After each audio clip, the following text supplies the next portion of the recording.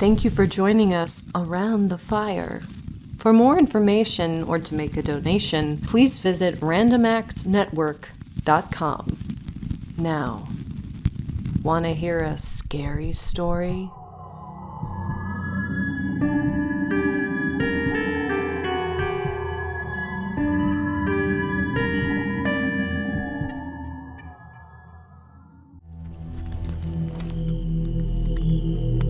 Of course, I shall not pretend to consider it any matter for wonder that the extraordinary case of Monsieur Valdemar has excited discussion. It would have been a miracle had it not, especially under the circumstances. Through the desire of all parties concerned to keep the affair from the public, at least for the present, or until we had farther opportunities for investigation through our endeavors to effect this, a garbled or exaggerated account made its way into society and became the source of many unpleasant misrepresentations and, very naturally, of a great deal of disbelief. It is now rendered necessary that I give the facts as far as I comprehend them myself. They are, succinctly, these. My attention for the last 3 years had been repeatedly drawn to the subject of mesmerism, and about 9 months ago, it occurred to me quite suddenly that in the series of experiments made hitherto, there had been a very remarkable and most unaccountable omission. No person had as yet been mesmerized in articulo mortis. It remained to be seen, first, whether in such condition there existed in the patient any susceptibility to the magnetic influence. Secondly, whether, if any existed, it was impaired or increased by the condition. Thirdly, to what extent, or for how long a period, the encroachments of death might be arrested by the process. There were other points to be ascertained, but these most excited my curiosity. The last in especial, from the immensely important character of its consequences. In looking around me for some subject by whose means I might test these particulars, I was brought to think of my friend, Monsieur Ernest Valdemar, the well-known compiler of the Bibliotheca Forensica and author, under the nom de plume of Issachar Marx, of the Polish versions of Wallenstein and Gargantua. Monsieur Valdemar, who has resided principally at Harlem, New York since the year 1839, is, or was, particularly noticeable for the extreme spareness of his person, his lower limbs much resembling those of John Randolph, and also for the whiteness of his whiskers, in violent contrast to the blackness of his hair, the latter, in consequence, being very generally mistaken for a wig. His temperament was markedly nervous, and rendered him a good subject for mesmeric experiment. On 2 or 3 occasions I had put him to sleep with little difficulty, but was disappointed in other results, which his peculiar constitution had naturally led me to anticipate. His will was at no period positively or thoroughly under my control, and in regard to clairvoyance, I could accomplish with him nothing to be relied upon. I always attributed my failure at these points to the disordered state of his health. For some months previous to my becoming acquainted with him, his physicians had declared him in a confirmed phthisis. It was his custom, indeed, to speak calmly of his approaching dissolution, as of a matter neither to be avoided nor regretted. When the ideas to which I have alluded first occurred to me, it was of course very natural that I should think of Monsieur Valdemar. I knew the steady philosophy of the man too well to apprehend any scruples from him, and he had no relatives in America who would be likely to interfere. I spoke to him frankly upon the subject, and, to my surprise, his interest seemed vividly excited.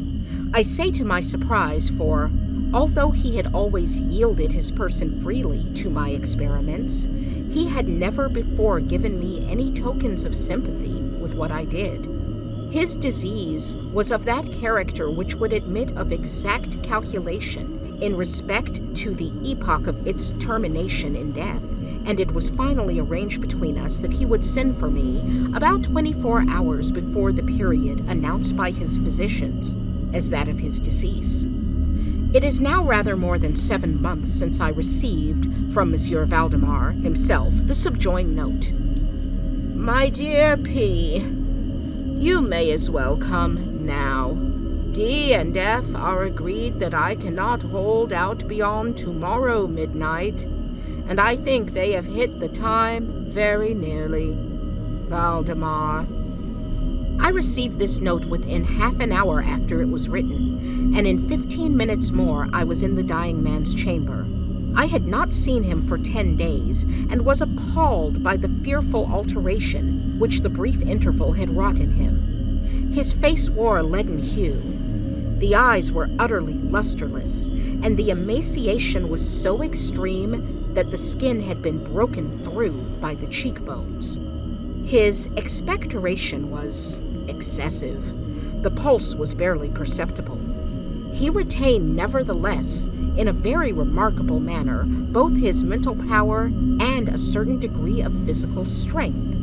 He spoke with distinctness, took some palliative medicines without aid, and, when I entered the room, was occupied in penciling memoranda in a pocketbook. He was propped up in the bed by pillows. Doctors D and F were in attendance.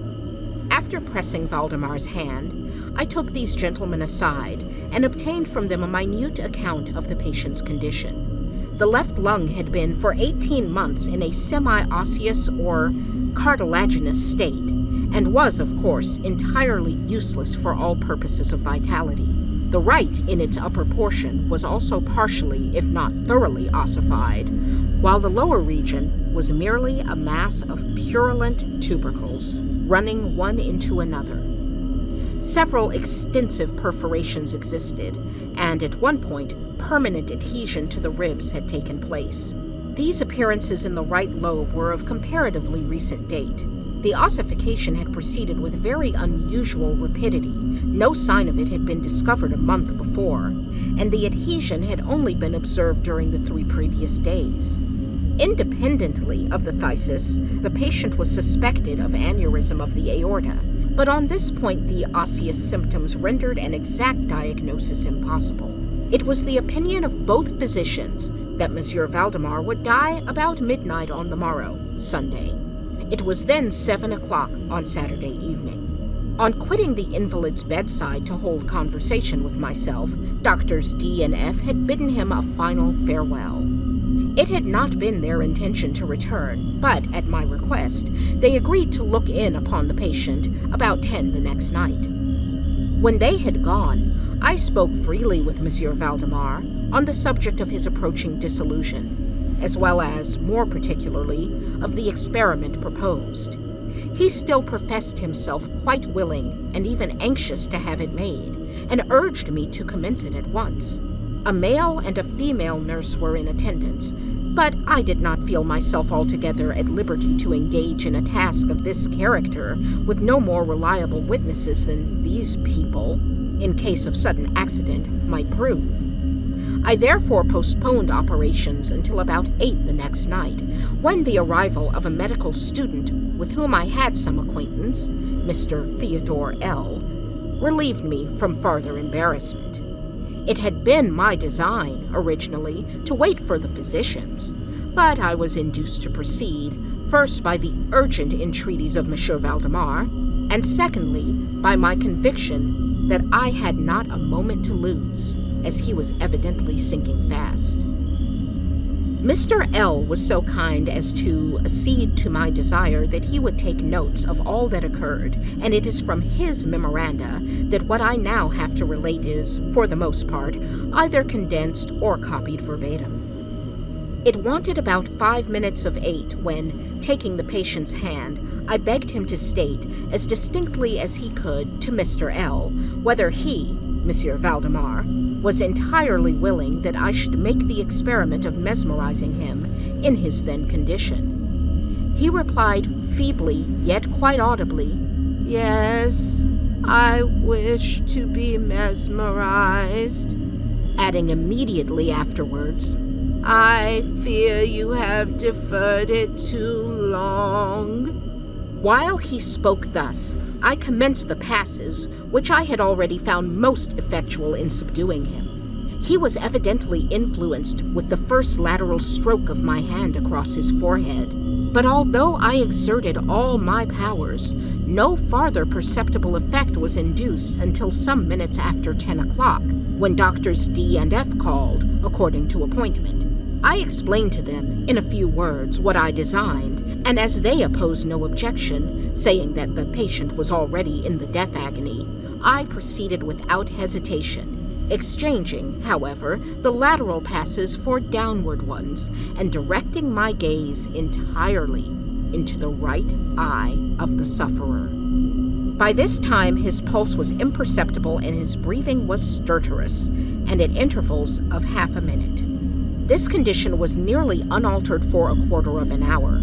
At the expiration of this period, however, a natural, although very deep sigh escaped the bosom of the dying man, and the stertorous breathing ceased. That is to say, its stertorousness was no longer apparent. The intervals were undiminished. The patient's extremities were of an icy coldness. At 5 minutes before 11, I perceived unequivocal signs of the mesmeric influence. The glassy roll of the eye was exchanged for that expression of uneasy, inward examination, which is never seen except in cases of sleepwalking, and which it is quite impossible to mistake. With a few rapid lateral passes, I made the lids quiver, as in incipient sleep, and with a few more, I closed them altogether. I was not satisfied, however, with this, but continued the manipulations vigorously and with the fullest exertion of the will, until I had completely stiffened the limbs of the slumberer, after placing them in a seemingly easy position. The legs were at full length, the arms were nearly so, and reposed upon the bed at a moderate distance from the loins. The head was very slightly elevated. When I had accomplished this, it was fully midnight, and I requested the gentlemen present to examine Monsieur Valdemar's condition. After a very few experiments, they admitted him to be in an unusually perfect state of mesmeric trance. The curiosity of both the physicians was greatly excited. Dr. D resolved at once to remain with the patient all night, while Dr. F took leave, with a promise to return at daybreak. Mr. L and the nurses remained. We left Monsieur Valdemar entirely undisturbed until about 3 o'clock in the morning, when I approached him and found him in precisely the same condition as when Dr. F went away. That is to say, he lay in the same position, the pulse was imperceptible, the breathing was gentle, scarcely noticeable, unless through the application of a mirror to the lips. The eyes were closed naturally, and the limbs were as rigid and as cold as marble. Still, the general appearance was certainly not that of death. As I approached Monsieur Valdemar, I made a kind of half-effort to influence his right arm into pursuit of my own, as I passed the latter gently to and fro above his person. In such experiments with this patient, I had never perfectly succeeded before, and assuredly I had little thought of succeeding now. But, to my astonishment, his arm very readily, although feebly, followed every direction I assigned it with mine. I determined to hazard a few words of conversation. "Monsieur Valdemar," I said, "are you asleep?" He made me no answer, but I perceived a tremor about the lips, and was thus induced to repeat the question again and again. At its third repetition, his whole frame was agitated by a very slight shivering. The eyelids unclosed themselves so far as to display a white line of the ball. The lips moved sluggishly, and from between them, in a barely audible whisper, issued the words, "Yes, asleep now. Do not wake me. Let me die so." I here felt the limbs and found them as rigid as ever. The right arm, as before, obeyed the direction of my hand. I questioned the sleepwalker again. Do you still feel pain in the breast, Monsieur Valdemar? The answer now was immediate, but even less audible than before. No pain. I am dying. I did not think it advisable to disturb him farther just then, and nothing more was said or done until the arrival of Dr. F., who came a little before sunrise and expressed unbounded astonishment at finding the patient still alive. After feeling the pulse and applying a mirror to the lips, he requested me to speak with the sleepwalker again. I did so, saying, "Monsieur Valdemar, do you still sleep?" As before, some minutes elapsed ere a reply was made, and during the interval the dying man seemed to be collecting his energies to speak. At my fourth repetition of the question, he said, very faintly, almost inaudibly, "Yes, still asleep, dying." It was now the opinion, or rather the wish, of the physicians that Monsieur Valdemar should be suffered to remain undisturbed in his present, apparently tranquil, condition until death should supervene, and this, it was generally agreed, must now take place within a few minutes. I concluded, however, to speak to him once more, and merely repeated my previous question. While I spoke, there came a marked change over the countenance of the sleepwalker. The eyes rolled themselves slowly open, the pupils disappearing upwardly. The skin generally assumed a cadaverous hue, resembling not so much parchment as white paper, and the circular, hectic spots which hitherto had been strongly defined in the center of each cheek went out at once. I use this expression because the suddenness of their departure put me in mind of nothing so much as the extinguishment of a candle by a puff of the breath. The upper lip, at the same time, writhed itself away from the teeth, which it had previously covered completely, while the lower jaw fell with an audible jerk, leaving the mouth widely extended and disclosing in full view the swollen and blackened tongue. I presume that no member of the party then present had been unaccustomed to the deathbed horrors, but so hideous beyond conception was the appearance of Monsieur Valdemar at this moment that there was a general shrinking back from the region of the bed. I now feel that I have reached a point of this narrative at which every reader will be startled into positive disbelief. It is my business, however, simply to proceed. There was no longer the faintest sign of vitality in Monsieur Valdemar, and concluding him to be dead, we were consigning him to the charge of the nurses, when a strong, vibratory motion was observable in the tongue. This continued for perhaps a minute. At the expiration of this period, there issued from the distended and motionless jaws a voice, such as it would be madness in me to attempt describing. There are indeed 2 or 3 epithets which might be considered as applicable to it in part. I might say, for example, that the sound was harsh and broken and hollow, but the hideous whole is indescribable for the simple reason that no similar sounds have ever jarred upon the ear of humanity. There were 2 particulars, nevertheless, which I thought of then and still think might fairly be stated as characteristic of the intonation, as well adapted to convey some idea of its unearthly peculiarity. In the first place, the voice seemed to reach our ears, at least mine, from a vast distance or from some deep cavern within the earth. In the second place, it impressed me, I fear, indeed, that it will be impossible to make myself comprehended, as gelatinous or glutinous matters impress the sense of touch. I have spoken both of sound and of voice. I mean to say that the sound was one of distinct, or even wonderfully, thrillingly distinct, syllabification. Monsieur Valdemar spoke, obviously in reply to the question I had propounded to him a few minutes before. I had asked him, it will be remembered, if he still slept.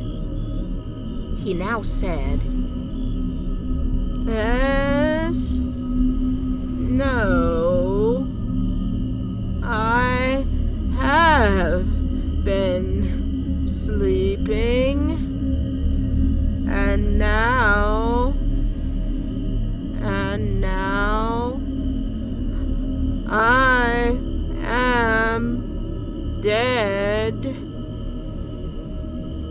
No person present even affected to deny or attempted to repress the unutterable, shuddering horror which these few words thus uttered were so well calculated to convey. Mr. L., the student, swooned. The nurses immediately left the chamber and could not be induced to return. My own impressions I would not pretend to render intelligible to the reader. For nearly an hour we busied ourselves silently, without the utterance of a word, in endeavors to revive Mr. L. When he came to himself, we addressed ourselves again to an investigation of Monsieur Valdemar's condition. It remained in all respects as I have last described it, with the exception that the mirror no longer afforded evidence of respiration. An attempt to draw blood from the arm failed. I should mention, too, that this limb was no farther subject to my will. I endeavored in vain to make it follow the direction of my hand. The only real indication, indeed, of the mesmeric influence was now found in the vibratory movement of the tongue whenever I addressed Monsieur Valdemar a question. He seemed to be making an effort to reply, but had no longer sufficient volition. To queries put to him by any other person than myself he seemed utterly insensible, although I endeavored to place each member of the company in mesmeric rapport with him. I believe that I have now related all that is necessary to an understanding of the sleepwalker's state at this epoch. Other nurses were procured, and at 10 o'clock I left the house in company with the two physicians and Mr. L. In the afternoon we all called again to see the patient. His condition remained precisely the same. We had now some discussion as to the propriety and feasibility of awakening him, but we had little difficulty in agreeing that no good purpose would be served by so doing. It was evident that, so far, death, or what is usually termed death, had been arrested by the mesmeric process. It seemed clear to us all that to awaken Monsieur Valdemar would be merely to ensure his instant, or at least his speedy, dissolution. From this period until the close of last week, an interval of nearly 7 months, we continued to make daily calls at Monsieur Valdemar's house, accompanied now and then by medical and other friends. All this time, the sleeper-waker remained exactly as I have last described him. The nurse's attentions were continual. It was on Friday last that we finally resolved to make the experiment of awakening, or attempting to awaken him, and it is the, perhaps, unfortunate result of this latter experiment which has given rise to so much discussion in private circles, to so much of what I cannot help thinking unwarranted popular feeling. For the purpose of relieving Monsieur Valdemar from the mesmeric trance, I made use of the customary passes. These, for a time, were unsuccessful. The first indication of revival was afforded by a partial descent of the iris. It was observed, and especially remarkable, that this lowering of the pupil was accompanied by the profuse outflowing of a yellowish ichor from beneath the lids, of a pungent and highly offensive odor. It was now suggested that I should attempt to influence the patient's arm, as heretofore. I made the attempt and failed. Dr. F. then intimated a desire to have me put a question. I did so, as follows. Monsieur Valdemar, can you explain to us what are your feelings or wishes now? There was an instant return of the hectic circles on the cheeks. The tongue quivered, or rather rolled violently in the mouth, although the jaws and lips remained rigid as before, and at length the same hideous voice, which I have already described, broke forth. For God's sake, quick, quick, put me to sleep. Or quick, waken me. Quick, I say to you that I am dead. I was thoroughly unnerved, and for an instant remained undecided what to do. At first, I made an endeavor to recompose the patient, but failing in this through total abeyance of the will, I retraced my steps and as earnestly struggled to awaken him. In this attempt, I soon saw that I should be successful, or at least I soon fancied that my success would be complete, and I am sure that all in the room were prepared to see the patient awaken. For what really occurred, however, it is quite impossible that any human being could have been prepared. As I rapidly made the mesmeric passes, amid ejaculations of "dead, dead," absolutely bursting from the tongue and not from the lips of the sufferer, his whole frame at once, within the space of a single minute or even less, shrunk, crumbled, absolutely rotted away beneath my hands. Upon the bed, before that whole company, there lay a nearly liquid mass of loathsome, of detestable putrescence.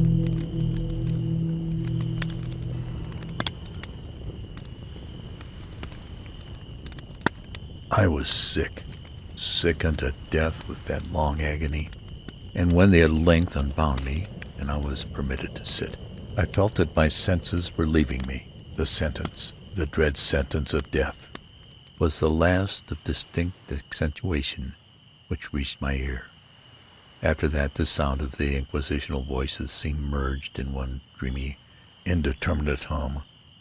It conveyed to my soul the idea of revolution, perhaps from its association in fancy with the blur of a mill-wheel. This only for a brief period, for presently I heard no more. Yet for a while I saw, but with how terrible an exaggeration, I saw the lips of the black-robed judges. They appeared to me white, whiter than the sheet upon which I traced these words, and thin even to grotesqueness, thin with the intensity of their expression, of firmness, of immovable resolution, of stern contempt of human torture. I saw that the degrees of what to me was fate were still issuing from those lips. I saw them writhe with a deadly locution. I saw them fashion the syllables of my name, and I shuddered, because no sound succeeded. I saw, too, for a few moments of delirious horror, the soft and nearly imperceptible waving of the sable draperies which enwrapped the walls of the apartment, and then my vision fell upon the 7 tall candles upon the table. At first they wore the aspect of charity, and seemed white and slender angels who would save me.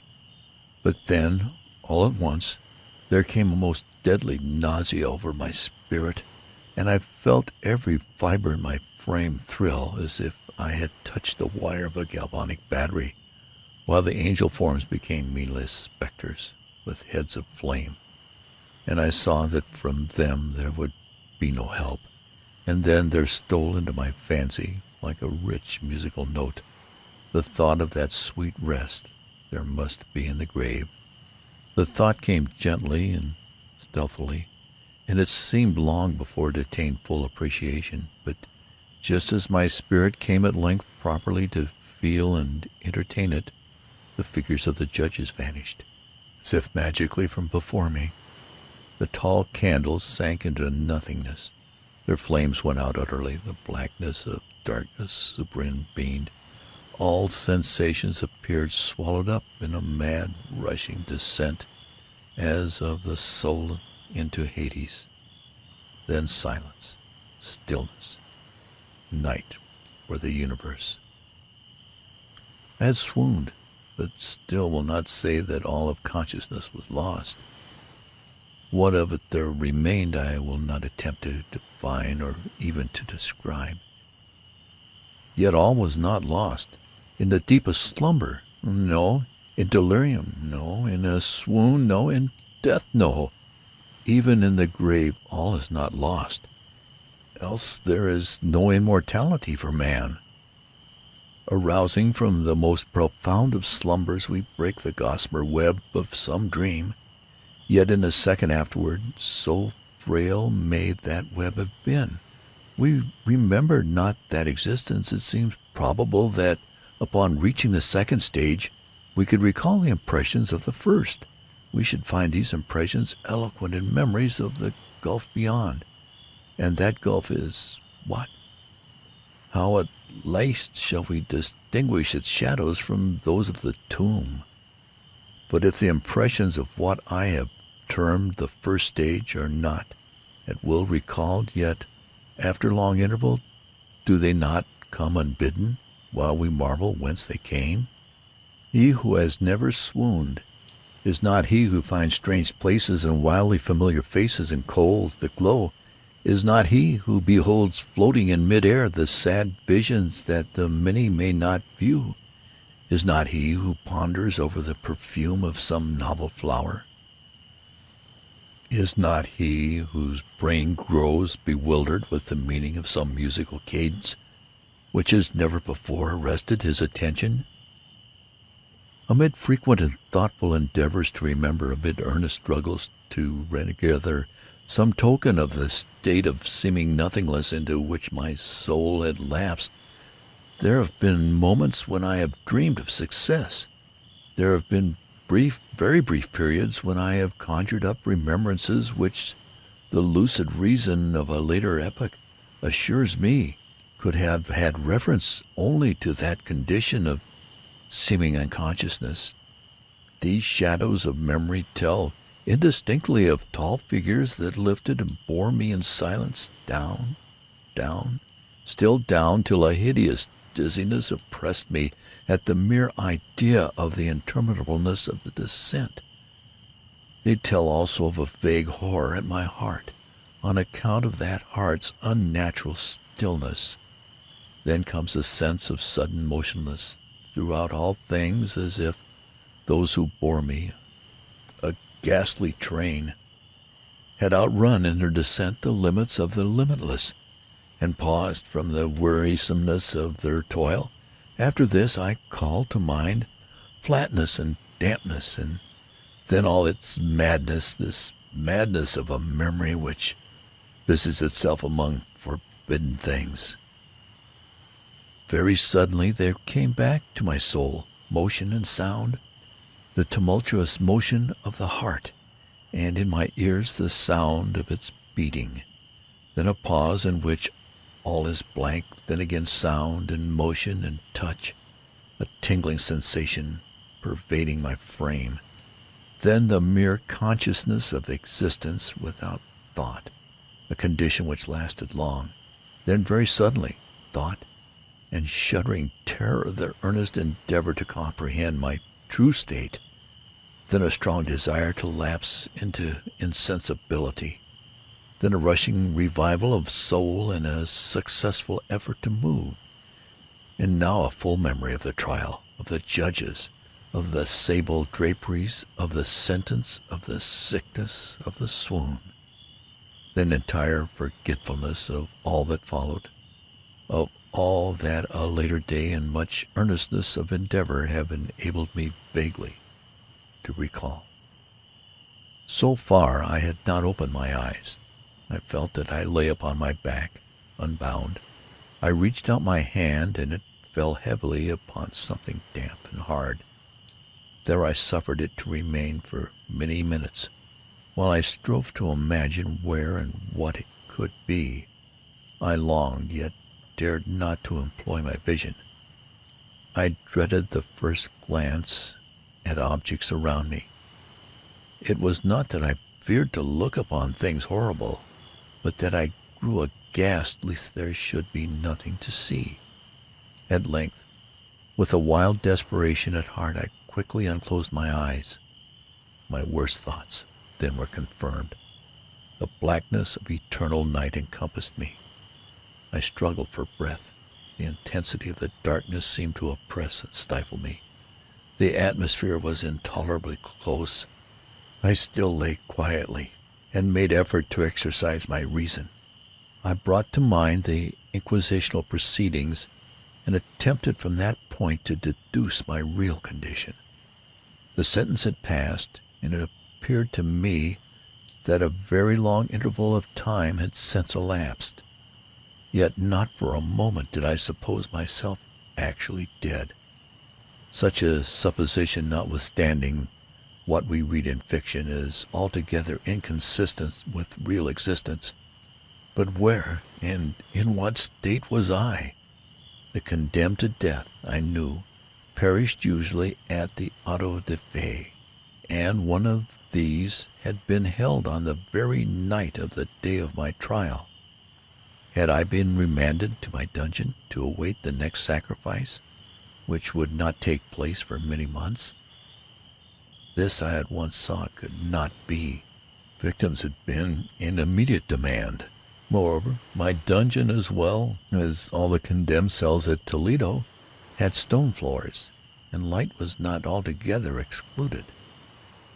A fearful idea now suddenly drove the blood in torrents upon my heart, and for a brief period I once more relapsed into insensibility. Upon recovering, I at once started to my feet. Trembling convulsively in every fibre, I thrust my arms wildly above and around me in all directions. I felt nothing, yet dreaded to move a step, lest I should be impeded by the walls of a tomb. Perspiration burst from my every pore, and stood in cold, big beads upon my forehead.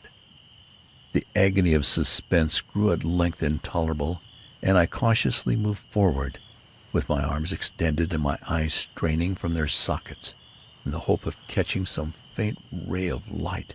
I proceeded for many paces, but still all was blackness and vacancy.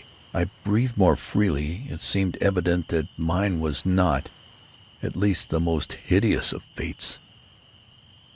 And now, as I still continued to step cautiously onward, there came thronging upon my recollection 1,000 vague rumors of the horrors of Toledo. Of the dungeons there had been strange things narrated, fables. I had always deemed them but yet strange, and too ghastly to repeat save in a whisper. Was I left to perish of starvation in this subterranean world of darkness? Or what fate, perhaps even more fearful, awaited me? That the result would be death, and a death of more than customary bitterness, I knew too well the character of my judges to doubt. The mode and the hour were all that occupied or distracted me. My outstretched hands at length encountered some solid obstruction. It was a wall, seemingly of stone masonry, very smooth, slimy, and cold. I followed it up, stepping with all the careful distrust with which certain antique narratives had inspired me. This process, however, afforded me no means of ascertaining the dimensions of my dungeon. As I might make its circuit and return to the point whence I set out, without being aware of the fact, so perfectly uniform seemed the wall, I therefore sought the knife which had been in my pocket when led into the inquisitional chamber. But it was gone. My clothes had been exchanged for a wrapper of coarse serge. I had thought of forcing the blade in some minute crevice of the masonry, so as to identify my point of departure. The difficulty, nevertheless, was but trivial, although in the disorder of my fancy it seemed at first insufferable. I tore a part of the hem from the robe, and placed the fragment at full length and at right angles to the wall. In groping my way around the prison, I could not fail to encounter this rag upon completing the circuit. So at least I thought, but I had not counted upon the extent of the dungeon, or upon my own weakness. The ground was moist and slippery. I staggered onward for some time, then I stumbled and fell. My excessive fatigue induced me to remain prostrate, and sleep soon overtook me as I lay. Upon awakening and stretching forth an arm, I found beside me a loaf and a pitcher with water. I was too much exhausted to reflect upon this circumstance, but ate and drank with avidity. Shortly afterward I resumed my tour around the prison, and with much toil came at last upon the fragment of the serge. Up to the period when I fell I had counted 52 paces, and upon resuming my walk I had counted 48 more. When I arrived at the rag, there were in all then 100 paces, and admitting 2 paces to the yard, I presumed the dungeon to be 50 yards in circuit. I had met, however, with many angles in the wall, and thus I could form no guess as to the shape of the vault. For vault I could not help supposing it to be. I had little object, certainly no hope, these resources, but a vague curiosity prompted me to continue them. Quitting the wall, I resolved to cross the area of the enclosure. At first I proceeded with extreme caution, for the floor, although seemingly of solid material, was treacherous with slime. At length, however, I took courage and did not hesitate to step firmly, endeavoring to cross in as a direct line as possible. I had advanced some 10 or 12 paces in this manner, when the remnant of the torn hem of my robe became entangled between my legs. I stepped on it, and fell violently on my face. In the confusion attending my fall, I did not immediately apprehend a somewhat startling circumstance, which yet, in a few seconds afterwards, and while I still lay prostrate, arrested my attention. It was this: my chin rested upon the floor of the prison, but my lips and the upper portion of my head, although seemingly at a less elevation than the chin, touched nothing. At the same time my forehead seemed bathed in a clammy vapor, and the peculiar smell of decayed fungus arose to my nostrils. I put forward my arm and shuddered to find that I had fallen at the very brink of a circular pit, whose extent, of course, I had no means of ascertaining at the moment. Groping about the masonry just below the margin, I succeeded in dislodging a small fragment, and let it fall into the abyss. For many seconds I hearkened to its reverberations as it dashed against the sides of the chasm in its descent. At length there was a sullen plunge into water, succeeded by loud echoes. At the same moment there came a sound resembling the quick opening as a rapid closing of a door overhead, while a faint gleam of light flashed suddenly through the gloom and as suddenly faded away. I saw clearly the doom which had been prepared for me, and congratulated myself upon the timely accident by which I had escaped.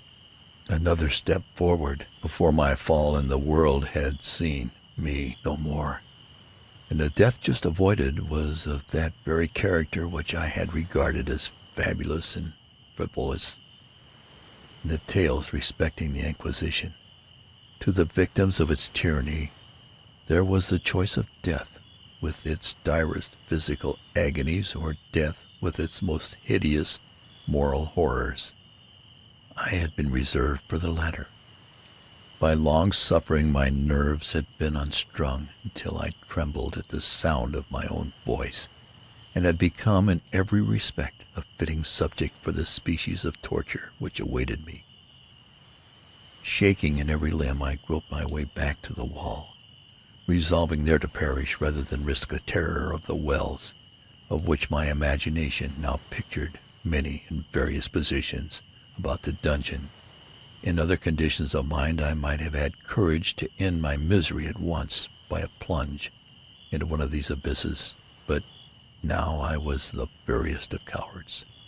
Neither could I forget that I had read of these pits, that the sudden extinction of life formed no part of their most horrible plan. Agitation of spirit kept me awake for many long hours, but at length I again slumbered. Upon arousing, I found by my side, as before, a loaf and a pitcher of water. A burning thirst consumed me, and I emptied the vessel in a draught. It must have been drugged, for scarcely had I drunk before I became irresistibly drowsy. A deep sleep fell upon me, a sleep like that of death. How long it lasted, of course, I know not. But when once again I unclosed my eyes, the objects around me were visible by a wild sulphurous luster, the origin of which I could not at first determine. I was enabled to see the extent and aspect of the prison. In its size I had been greatly mistaken. The whole circuit of its walls did not exceed 25 yards. For some minutes this fact occasioned me a world of vain trouble. Vain indeed, for what could be of less importance under the terrible circumstances which environed me than the mere dimensions of my dungeon? But my soul took a wild interest in its trifles, and I busied myself in endeavors to account for the error I had committed in my measurement. The truth at length flashed upon me. In my first attempt at exploration I had counted 52 paces up to the period when I fell. I must have been within a pace or two of the fragment of serge. In fact, I had nearly performed the circuit of the vault. When I slept, and upon awakening I must have returned upon my steps, thus supposing the circuit nearly double what it actually was. My confusion of mind prevented me from observing that I began my tour with the wall to the left, and ended it with the wall to the right. I had been deceived, too, in respect to the shape of the enclosure. In feeling my way I had found many angles, and thus deduced an area of great irregularity. So potent is the effect of total darkness upon one arousing from lethargy of sleep. The angles were simply those of a few slight depressions or niches at odd intervals. The general shape of the prison was square. What I had taken for masonry seemed now to be iron or some other metal in huge plates, whose sutures or joints occasioned the depression.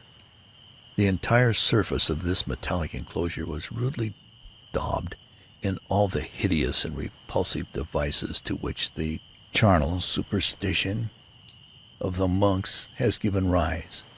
The figures of fiends and aspects of menace, with skeleton forms and other more really fearful images, overspread and disfigured the walls. I observed that the outlines of these monstrosities were sufficiently distinct, but that the colors seemed faded and blurred, as if from the effects of a damp atmosphere. I now noticed the floor, too, which was of stone. In the center yawned the circular pit from whose jaws I had escaped, but it was the only one in the dungeon. All this I saw indistinctly and by much effort, for my personal condition had been greatly changed during slumber. I now lay upon my back, and at full length, on a species of low framework of wood. To this I was securely bound by a long strap resembling a surgical. It passed in many convolutions about my limbs and body, leaving at liberty only my head and my left arm, to such extent that I could, by dint of much exertion, supply myself with food from an earthen dish which lay by my side on the floor. I saw to my horror that the picture had been removed. I say to my horror, for I was consumed with intolerable thirst. This thirst it appeared to be the design of my persecutors to stimulate, for the food in the dish was meat pungently seasoned. Looking upward, I surveyed the ceiling of my prison. It was some 30 or 40 feet overhead, and constructed much as the side walls. In one of its panels, a very singular figure riveted my whole attention. It was the painted figure of Time, as he is commonly represented, save that, in lieu of a sigh, he held what at a casual glance I supposed to be the pictured image of a huge pendulum, such as we see on antique clocks. There was something, however, in the appearance of this machine which caused me to regard it more attentively. While I gazed directly upward at it, for its position was immediately over my own, I fancied that I saw it in motion. In an instant afterward the fancy was confirmed. Its sweep was brief, and of course slow. I watched it for some minutes, somewhat in fear, but more in wonder. Wearied at length with observing its dull movement, I turned my eyes upon the other object in the cell. A slight noise attracted my notice. Looking to the floor, I saw several enormous rats traversing it. They had issued from the well, which lay within a view to my right. Even then, while I gazed, they came up in troops hurriedly, with ravenous eyes allured by the scent of the meat. From this it required much effort and attention to scare them away. It might have been half an hour, or perhaps even an hour, for I could take but imperfect note of time, before I again cast my eyes upward. What I then saw confounded and amazed me. The sweep of the pendulum had increased in extent by nearly a yard. As a natural consequence, its velocity also much greater. But what mainly disturbed me was the idea that had perceptibly descended.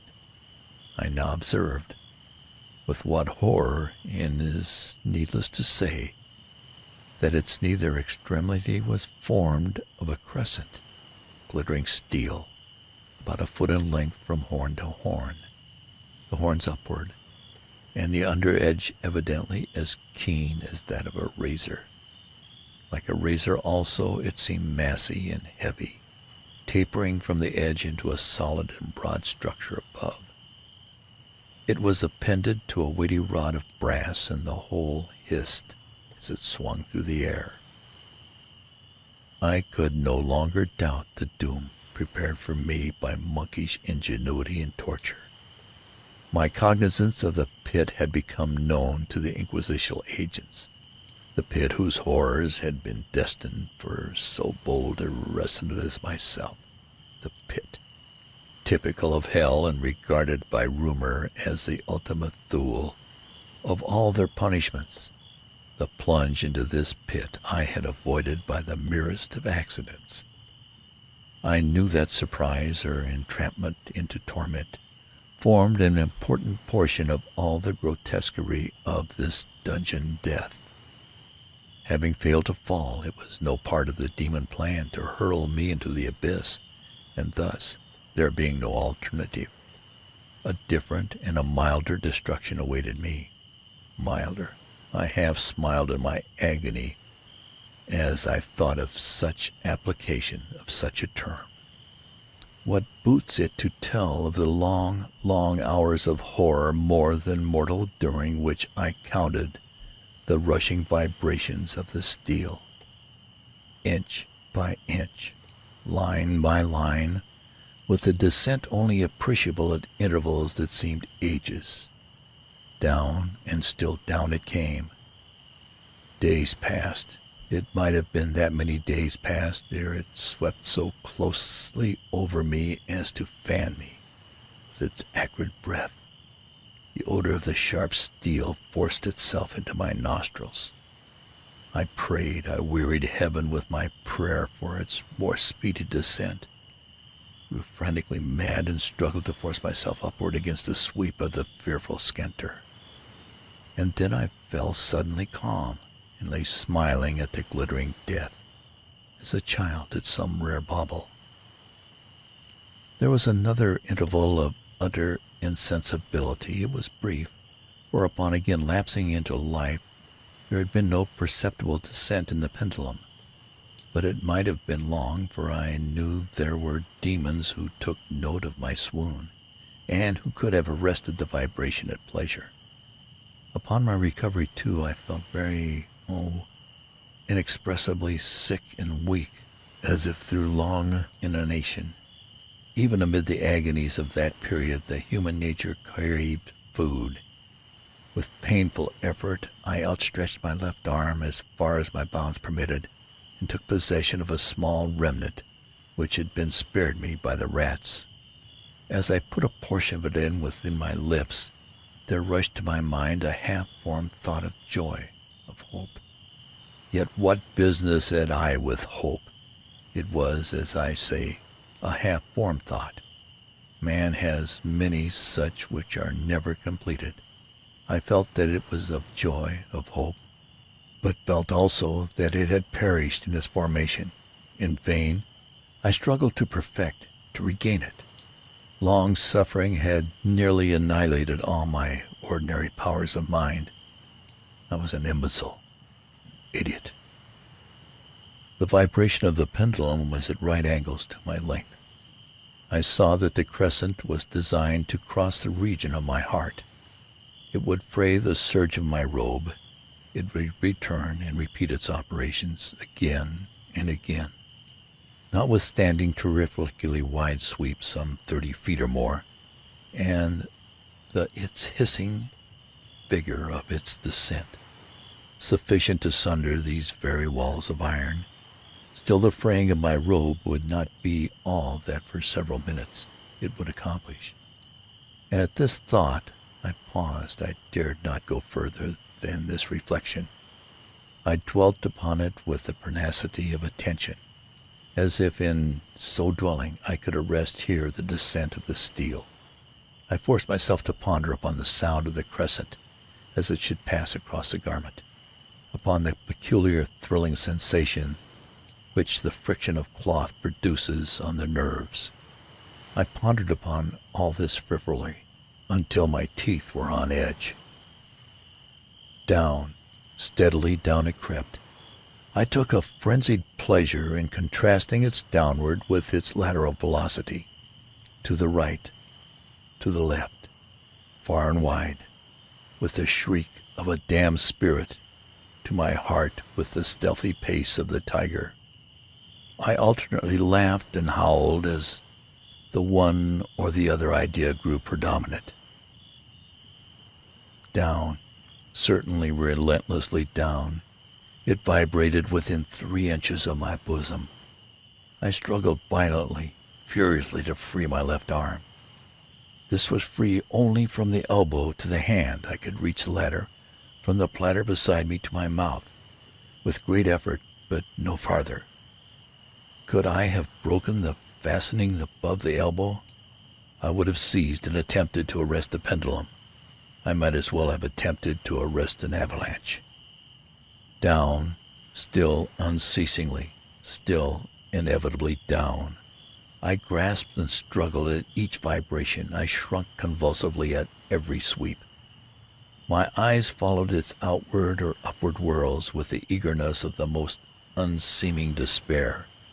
They closed themselves spasmodically at the descent.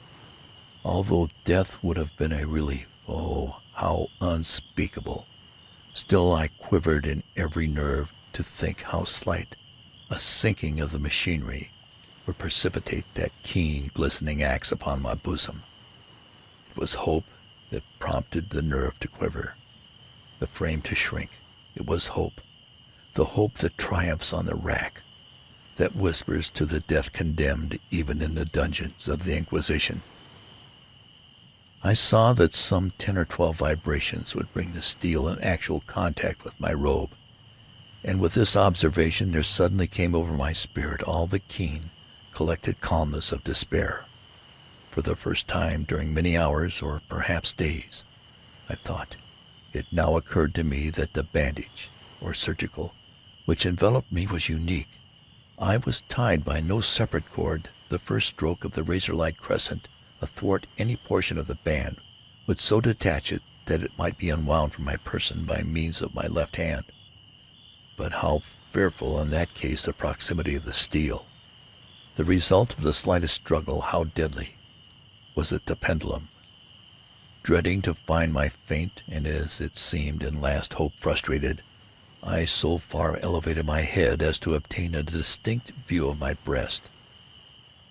The surgical enveloped my limbs and body close in all directions, save in the path of the destroying crescent.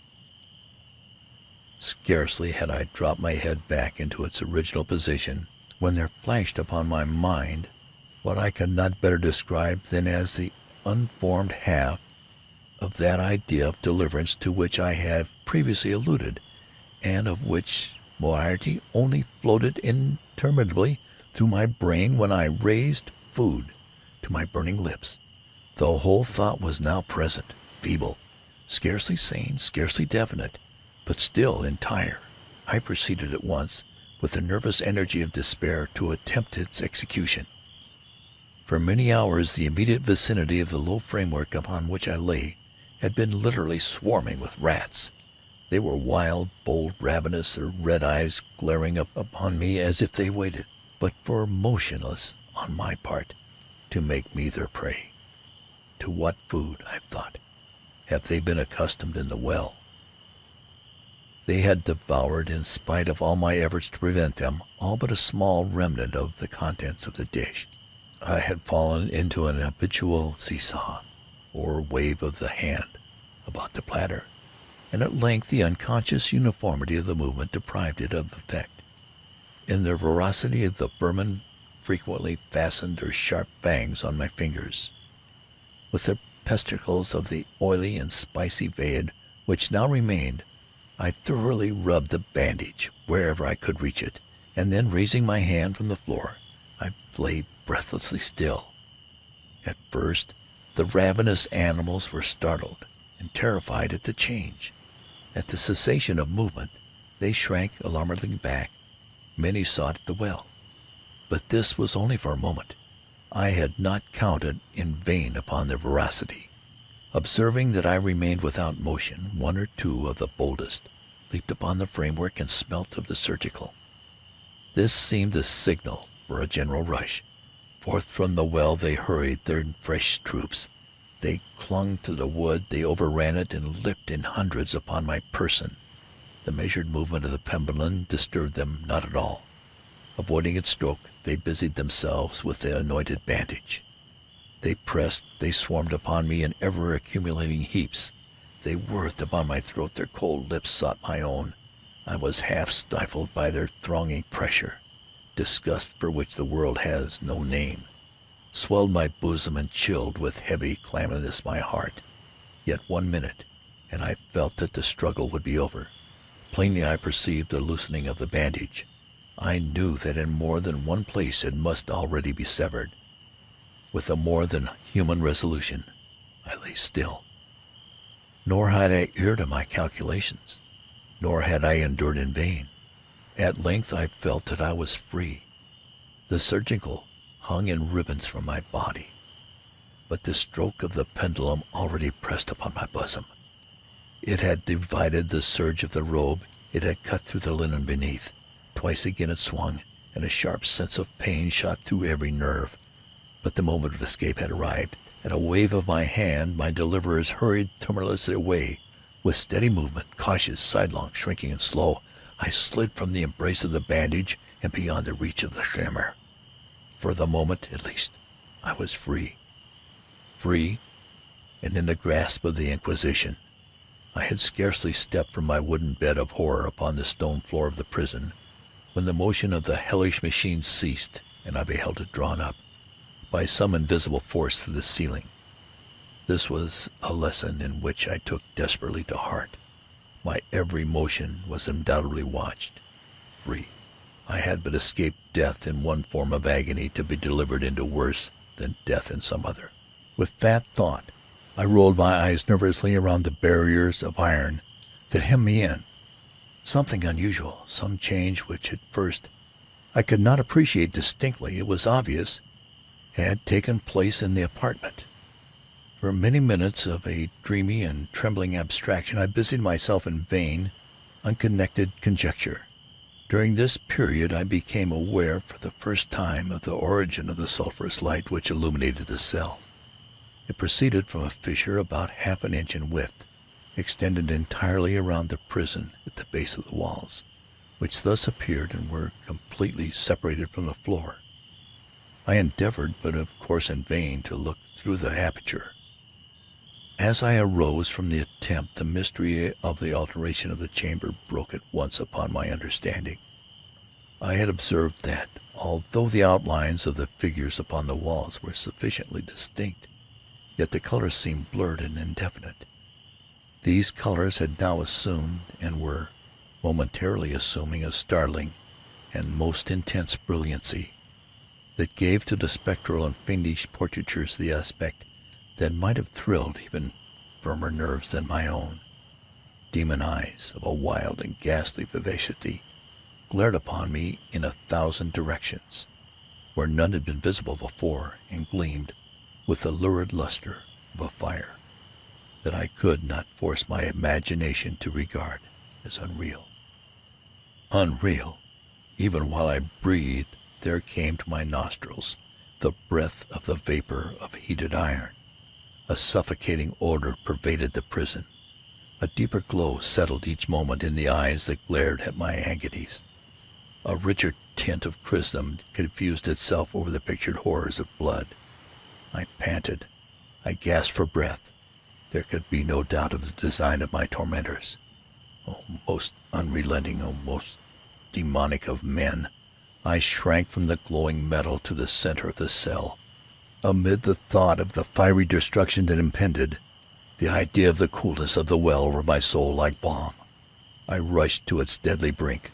I threw my straining vision below. The glare from the enkindled roof illuminated its innermost recesses. Yet, for a wild moment did my spirit refuse to comprehend the meaning of what I saw. At length it forced. It wrestled its way into my soul.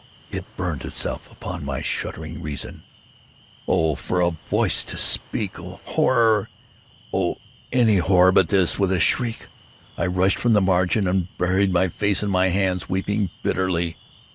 The heat rapidly increased, and once again I looked up, shuddering as if with a fit of the ague. There seemed to be a second change in the cell, and now the change was obviously in the form. As before, it was in vain that I at first endeavored to appreciate or understand what was taking place. But not long was I left in doubt. The inquisitional vengeance had been hurried by my twofold escape, and there was to be no more dallying with the king of terrors. The room had been square. I saw that the two of this iron angles were now acute, two consequently obtuse. The fearful difference quickly increased with a low rumbling or moaning sound. In an instant the apartment had shifted its form into that of a lodgings. But the alteration stopped not here. I neither hoped nor desired it to stop. I could have clasped the red walls to my bosom as a garment of eternal peace. Death, I said, any death, but that of the pit. Fool, might I have not known that into the pit it was the object of the burning iron to urge me? Could I resist its glow?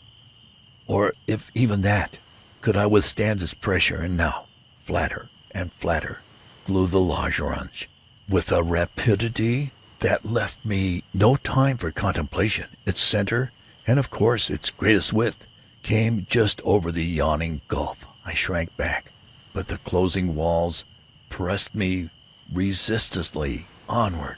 At length, for my seared and writhing body, there was no longer an inch of foothold on the firm floor of the prison.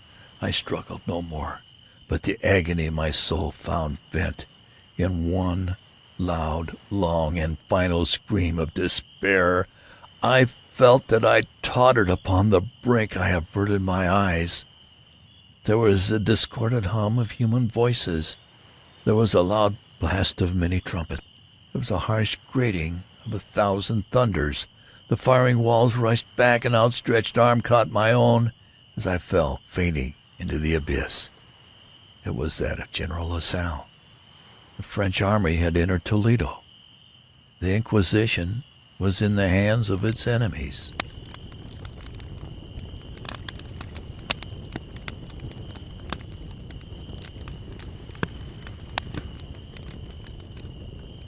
The Fall of the House of Usher. Sancur est un lut suspendu, citat quion l'étoge il raison. De Berengar. During the whole of a dull, dark, and soundless day in the autumn of the year, when the clouds hung oppressively low in the heavens, I had been passing alone on horseback through a singularly dreary tract of country, and at length found myself, as the shades of the evening drew on, within view of the melancholy House of Usher. I knew not how it was, but with the first glimpse of the building a sense of insufferable gloom pervaded my spirit. I say insufferable, for the feeling was unrelieved by any of that half-pleasurable, because poetic sentiment with which the mind usually receives even the sternest natural images of the desolate or terrible. I looked upon the scene before me, upon the mere house and the simple landscape features of the domain. upon the bleak walls, upon the vacant eye-like windows, upon a few rank sedges, and upon a few white trunks of decayed trees, with an utter depression of soul which I can compare to no earthly sensation more properly than to the after-dream of the reveler upon opium. The bitter lapse into everyday life, the hideous dropping off of the veil. There was an iciness, a sinking, a sickening of the heart, an unredeemed dreariness of thought which no goading of the imagination could torture into aught of the sublime. What was it? I paused to think. What was it that so unnerved me in the contemplation of the House of Usher? It was a mystery all unsoluble, nor could I grapple with the shadowy fancies that crowded upon me as I pondered. I was forced to fall back upon the unsatisfactory conclusion that while beyond doubt there are combinations of very simple natural objects which have the power of thus affecting us, still the analysis of this power lies among considerations beyond our depth. It was possible, I reflected, that a mere different arrangement of the particulars of the scene, of the details of the picture, would be sufficient to modify or perhaps to annihilate its capacity for sorrowful impression. And acting upon this idea, I reined my horse to the precipitous brink of a black and lurid tarn that lay in unruffled luster by the dwelling, and gazed down, but with a shudder even more thrilling than before, upon the remodeled and inverted images of the gray sedge, and the ghastly tree stems, and the vacant and eye-like windows. Nevertheless, in this mansion of gloom, I now proposed to myself a sojourn of some weeks. Its proprietor, Roderick Usher, had been one of my boon companions in boyhood, but many years had elapsed since our last meeting. A letter, however, had lately reached me in a distant part of the country. A letter from him, which in its wildly importunate nature had admitted of no other than a personal reply. The MS gave evidence of nervous agitation.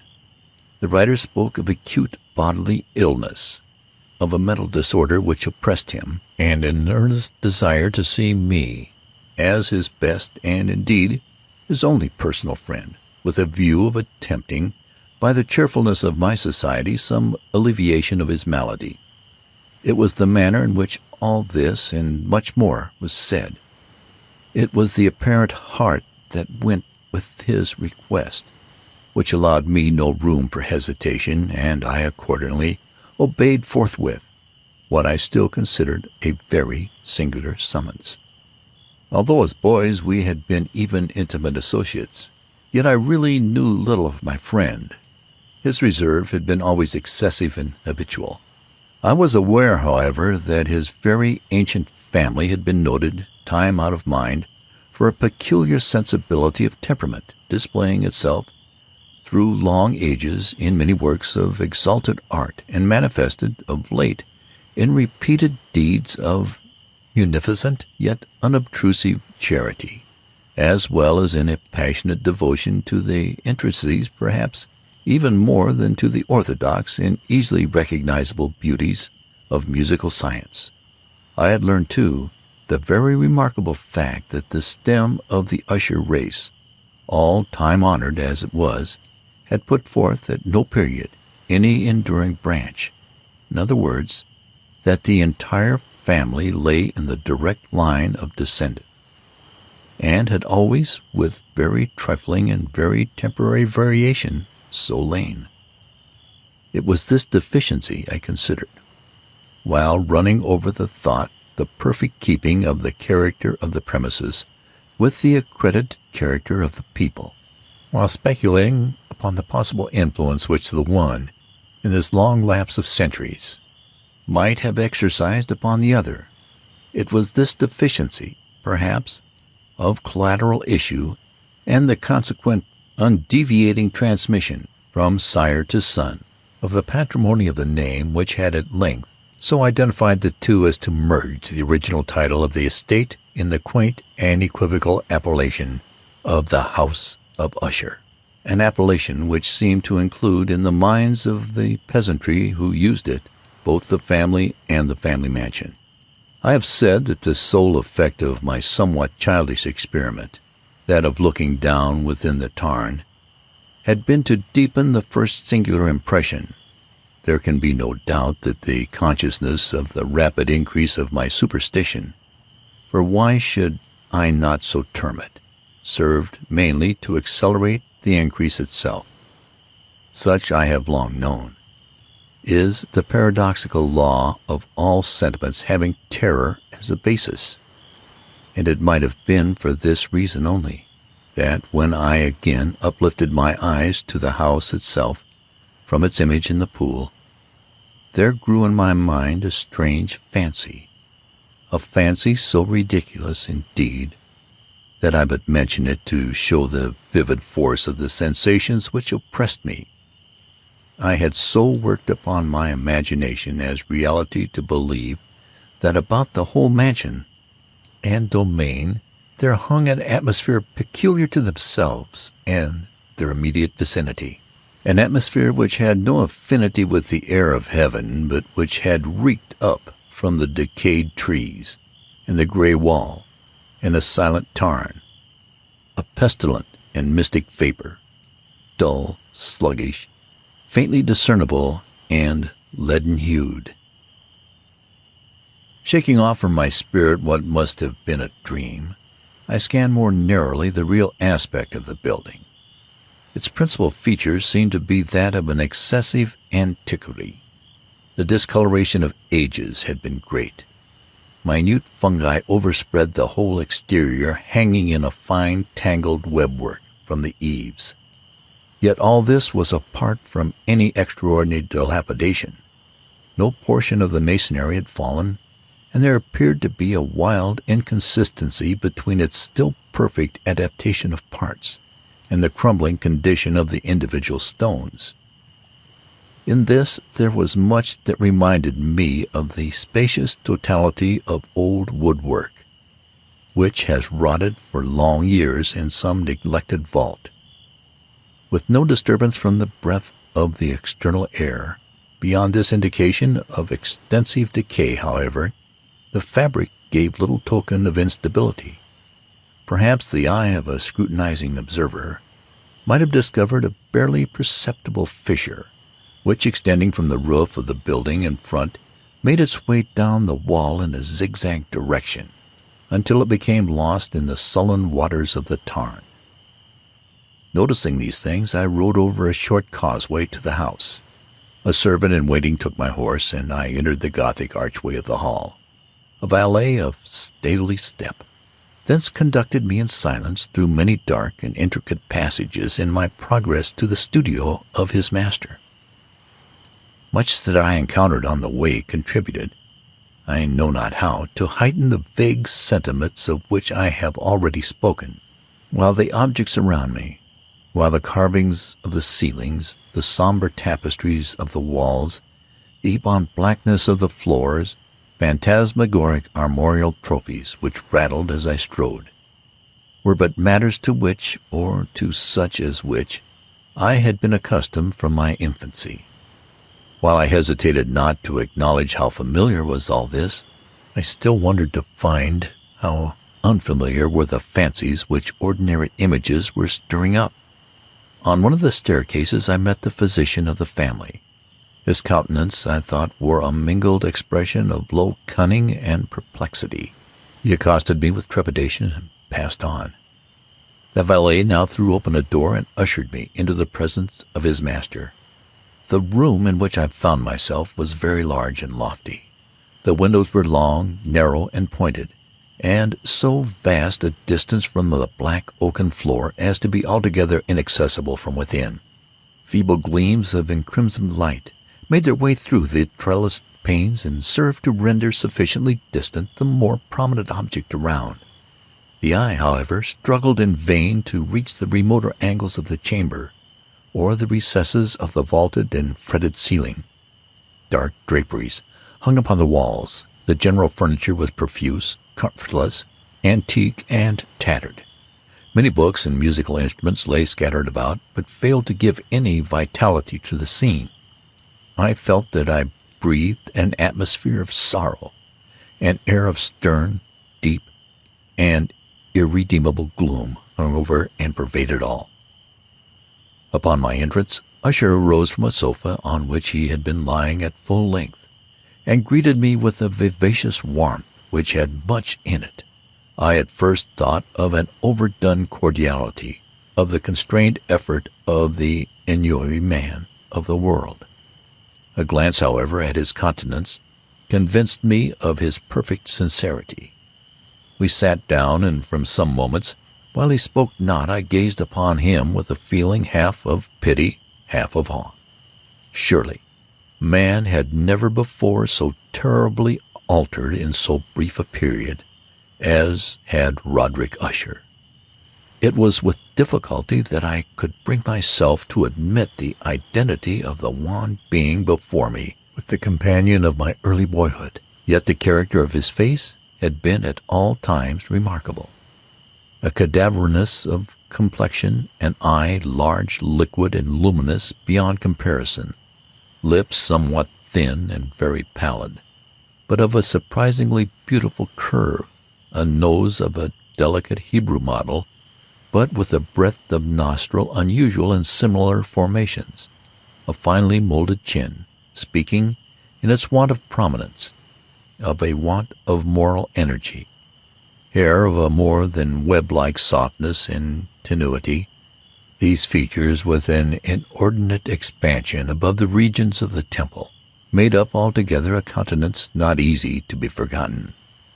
And now, in the mere exaggeration of the prevailing character of these features and of the expression they were wont to convey, lay so much of change that I doubted to whom I spoke. The now ghastly pallor of the skin and the now miraculous luster of the eye above all things startled and even awed me. The silken hair, too, had been suffered to grow all unheeded, and as, in its wild gossamer texture, it floated rather than fell about the face, I could not, even with effort, connect its arabesque expression with any idea of simple humanity. In the manner of my friend, I was at once struck with an incoherence, an inconsistency, and I soon found this to arise from a series of feeble and futile struggles to overcome an habitual trepidancy, an excessive nervous agitation. For something of this nature I had indeed been prepared, no less by his letter than by reminiscence of certain boyish traits, and by conclusions deduced from his peculiar physical conformation and temperament. His action was alternately vivacious and sullen. His voice varied rapidly from a tremulous indecision, when the animal spirits seemed utterly in abeyance, to the species of energetic concision, that abrupt, weighty, unhurried, and hollow-sounding enunciation, that leaden self-balance and perfectly modulated guttural utterance, which may be observed in the lost drunkard or the irreclaimable eater of opium during the periods of his most intense excitement. It was thus that he spoke of the object of my visit, of his earnest desire to see me, and of the solace he expected me to afford him. He entered at some length into what he conceived to be the nature of his malady. It was, he said, a constitutional and family evil, and one for which he despaired to find a remedy. A mere nervous affection, he immediately added, which would undoubtedly soon pass off. It displayed itself in a host of unusual sensations. Some of these, as he detailed them, interested and bewildered me, although perhaps the terms and the general manner of the narration had their weight. He suffered much from a morbid acuteness of the senses. The most insipid food was alone endurable. He could wear only garments of certain texture. The odors of all flowers were oppressive. His eyes were tortured by even a faint light, and there were but peculiar sounds, and these from stringed instruments which did not inspire him with horror. To an anomalous species of terror I found him a burdened slave. "I shall perish," said he. "I must perish in this deplorable folly. Thus, and not otherwise, shall I be lost. I dread the event of the future, not in themselves, but in their results. I shudder at the thought of any, even the most trivial incident which may operate upon this intolerable agitation of soul. I have, indeed, no abhorrence of danger except in its absolute effect. In terror, in this unnerved, in this pitiable condition, I feel that the period will sooner or later arrive when I must abandon life and reason together in some struggle with the grim phantasm, fear." I learned, moreover, at intervals and through broken and equivocal hints, another singular feature of his mental condition. He was enchained by certain superstitious impressions of the dwelling which he tenanted and whence for many years he had never ventured forth, in regard to an influence whose superstitious force was conveyed in terms too shadowy here to be restated, an influence which some peculiarities in the mere form and substance of his family mansion had, by dint of long sufferance, he said, obtained over his spirit, an effect which the physique of all the gray walls and turrets and the dim tarn into which they all looked down had at length brought upon the morale of his existence. He admitted, however, although with hesitation, that much of the peculiar gloom which thus affected him could be traced to a more natural and far more palatable origin, to the severe and long-continued illness, indeed, to the evidently approaching dissolution of a tenderly beloved sister, his sole companion for long years, his last and only relative on earth. "Her decease," he said, with a bitterness which I can never forget, "would leave him, the hopeless and the frail, the last of the ancient race of the Ushers." While he spoke, the Lady Madeline, for so she was called, passed slowly through a remote portion of the apartment, and without having noticed my presence, disappeared. I regarded her with an utter astonishment not unmingled with dread, and yet I found it impossible to account for such feelings. A sensation of stupor oppressed me as my eyes followed her retreating steps. When a door at length closed upon her, my glance sought instinctively and eagerly the countenance of her brother. But he had buried his face in his hands, and I could only perceive that a far more than ordinary wanness had overspread the emaciated fingers through which trickled many passionate tears. The disease of the Lady Madeline had long baffled the skill of her physicians. A settled apathy, a gradual wasting away of the person, and frequent, although transient affections of a partially cataleptical character, were the unusual diagnosis.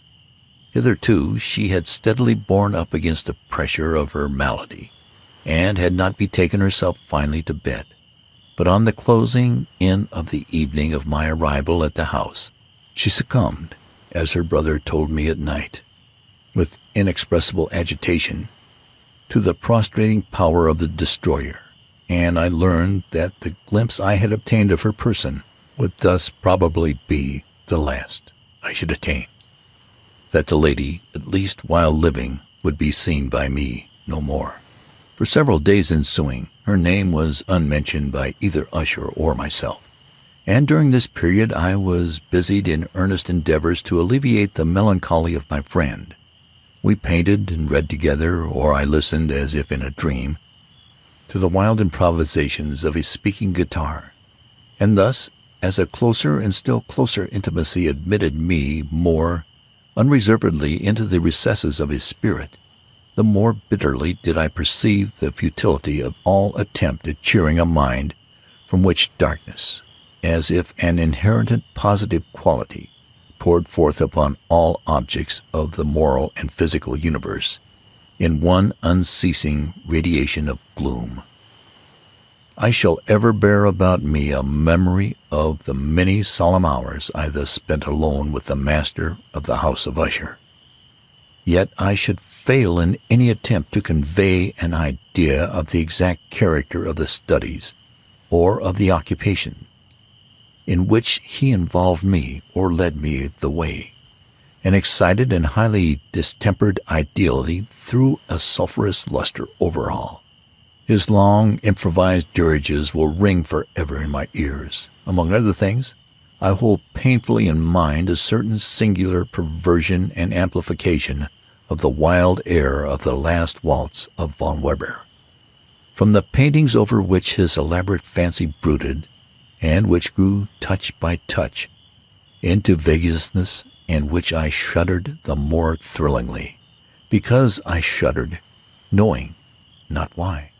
From these paintings, vivid as their images now are before me, I would in vain endeavor to adduce more than a small portion which should lie within the compass of merely written words. By the utter simplicity, by the nakedness of his designs, he arrested and overawed attention. If ever mortal painted an idea, that mortal was Roderick Usher. For me, at least, in the circumstances then surround me, there arose, out of the pure abstractions which the hypochondriac contrived to throw upon his canvas, an intensity of intolerable awe, no shadow of which felt I ever yet, in the contemplation of the certainly glowing yet too concrete revelries of Fuseli. One of the phantasmagoric conceptions of my friend, partaking not so rigidly of the spirit of abstraction, may be shadowed forth, although feebly in words. A small picture presented the interior of an immensely long and rectangular vault or tunnel, with low walls, smooth, white, and without interruption or device. Certain accessory points of the design served well to convey the idea that this excavation lay at an exceeding depth below the surface of the earth. No outlet was observed in any portion of its vast extent, and no torch or other artificial source of light was discernible, yet a flood of intense rays rolled throughout and bathed the whole in a ghastly and inappropriate splendor. I have just spoken of that morbid condition of the auditory nerve which rendered all music intolerable to the sufferer. With the exception of certain effects of stringed instruments, it was perhaps the narrow limits to which he thus confined himself upon the guitar, which gave birth in great measure to the fantastic character of his performances. But the fervid facility of his impromptus could not be so accounted for. They must have been and were in the notes as well as in the words of his wild fantasias, for he not unfrequently accompanied himself with rhymed verbal improvisations. The result of that intense mental collitus and concentration to which I have previously alluded is observable only in particular moments of the highest artificial excitement. The words of one of these rhapsodies I have easily remembered. I was, perhaps, more forcibly impressed with it as he gave it, because in the under or mystic current of its meaning, I fancied that I perceived, and for the first time, a full consciousness on the part of Usher of the tottering of his lofty reason upon her throne. The verses, which were entitled "The Haunted Palace," ran very nearly, if not accurately, thus: "In the greenest of our valleys, by good angels tenanted, once a fair and stately palace, radiant palace, reared its head. In the monarch thought's domination it stood here. Never spread opinion over fabric half so fair. Banners yellow, glorious golden, on its roof did float and flow. Thus all this was in the olden time long ago. And every gentle air that dallied in that sweet day along the ramparts plumed and pallid, a winged odor went away. Wanderers in that happy valley through two luminous windows saw spirits moving musically to a lute's well-tuned law. Round about a throne were sitting, for by on the state his glory well befitting, the ruler of the realm was seen. And all with pearl and ruby glowing was the fair palace door, through which came floating, flowing, and sparkling evermore, a troop of echoes whose sweet duty was but to sing, in voices of surpassing beauty, the wit and wisdom of their king. But evil things in robes of sorrow assailed the monarch's high estate. Ah, let us mourn, for never morrow shall dawn upon him desolate. And round about his home the glory that blushed and bloomed is but a dim remembered story of the old time entombed. And travelers now within that valley, through the red litten windows, see vast forms that move fantastically to a discordant melody, while like a rapid, ghastly river, through the pale door a hideous throng rush out forever, and laugh but smile no more.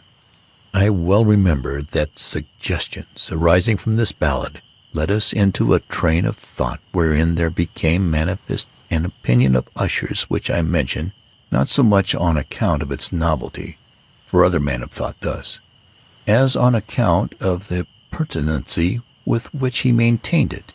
This opinion, in its general form, was that of the sentience of all vegetable things, but in his disordered fancy the idea had assumed a more daring character, and trespassed under certain conditions upon the kingdom of inorganization.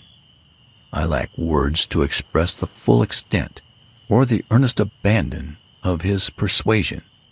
The belief, however, was connected, as I have previously hinted, with the gray stones of the home of his forefathers.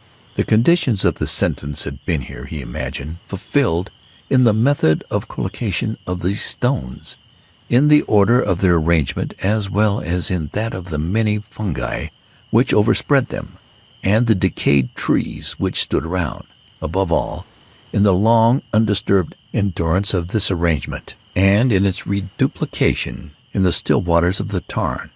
Its evidence, the evidence of the sentience, was to be seen, he said, and I here started as he spoke, in the gradual yet certain condensation of an atmosphere of their own about the waters and the walls.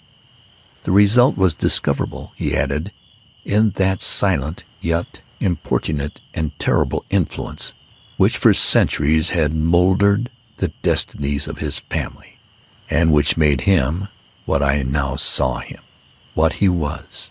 Such opinions need no comment, and I will make none. Our books, the books which for years had formed no small portion of the mental existence of the invalid, were, as might be supposed, in strict keeping with his character of phantasm. He pored together over such works as Vernat et Chestre, Grisant, the Bestflicker of Machiavelli, the Heaven and Hell of Schwedborg, the Subterranean Voyage of Nicholas Klim by Holberg, the Cherkansy of Robert Flood, of Jean d'Ingy, and de la Chambre, the Journey into the Blue Distance of Terri, and the City of the Sun, Campanella.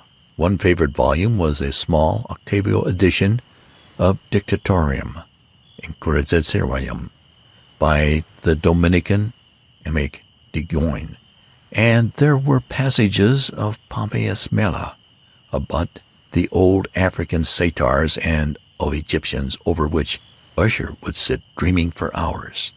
His chief delight, however, was found in the perusal of an exceedingly rare and curious book in quarto Gothic, the Manual of a Forgotten Church, the Vigere Motorium Seculum Corum Estelle Magnete. I could not help thinking of the wild ritual of this work, and of its probable influence upon the hypochondriac, when one evening, having informed me abruptly that the Lady Madeline was no more. He stated his intention of preserving her corpse for a fortnight, previously to its final interment, in one of the numerous vaults within the main walls of the building. The worldly reason, however, assigned for this singular proceeding was one which I did not feel at liberty to dispute. The brother had been led to his resolution, so he told me, by consideration of the unusual character of the malady of the deceased, of certain obtrusive and eager inquiries on the part of her medical men, and of the remote and exposed situation of the burial ground of the family. I will not deny that when I called to mind the sinister countenance of the person whom I met upon the staircase on the day of my arrival at the house, I had no desire to oppose what I regarded at best but a harmless and by no means unnatural precaution. At the request of Usher, I personally aided him in the arrangements for the temporary entombment. The body having been encoffined, we two alone bore it to its rest. The vault in which we placed it, and which had been so long unopened that our torches half smothered in its oppressive atmosphere gave us little opportunity for investigation, was small, damp, and entirely without means of admission for light, lying at great depth, immediately beneath that portion of the building in which was my own sleeping apartment. It had been used, apparently in more feudal times, for the worst purposes of a donjon keep, and in later days as a place of deposit for powder, or some other highly combustible substance, as a portion of its floor and the whole interior of a long archway through which we reached it were carefully sheathed with copper. The door, of massive iron, had been also similarly protected. Its immense weight caused an unusually sharp, grating sound as it moved upon its hinges. Having deposited our mournful burden upon trestles within this region of horror, we partially turned aside the yet unscrewed lid of the coffin, and looked upon the face of the tenant. A striking similitude between the brother and sister now first arrested my attention, and Usher, divining perhaps my thought, murmured out some words for which I learned that the deceased and himself had been twins, and that sympathies of a scarcity intelligible nature had always existed between them. Our glances, however, rested not long upon the dead, for we could not regard her unawed.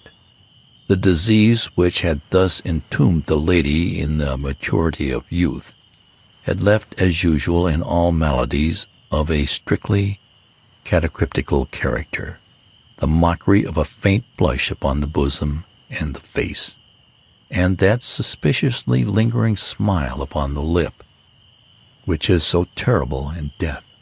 We replaced and screwed down the lid, and having secured the door of iron, made our way with toil into the scarcely less gloomy apartments of the upper portion of the house.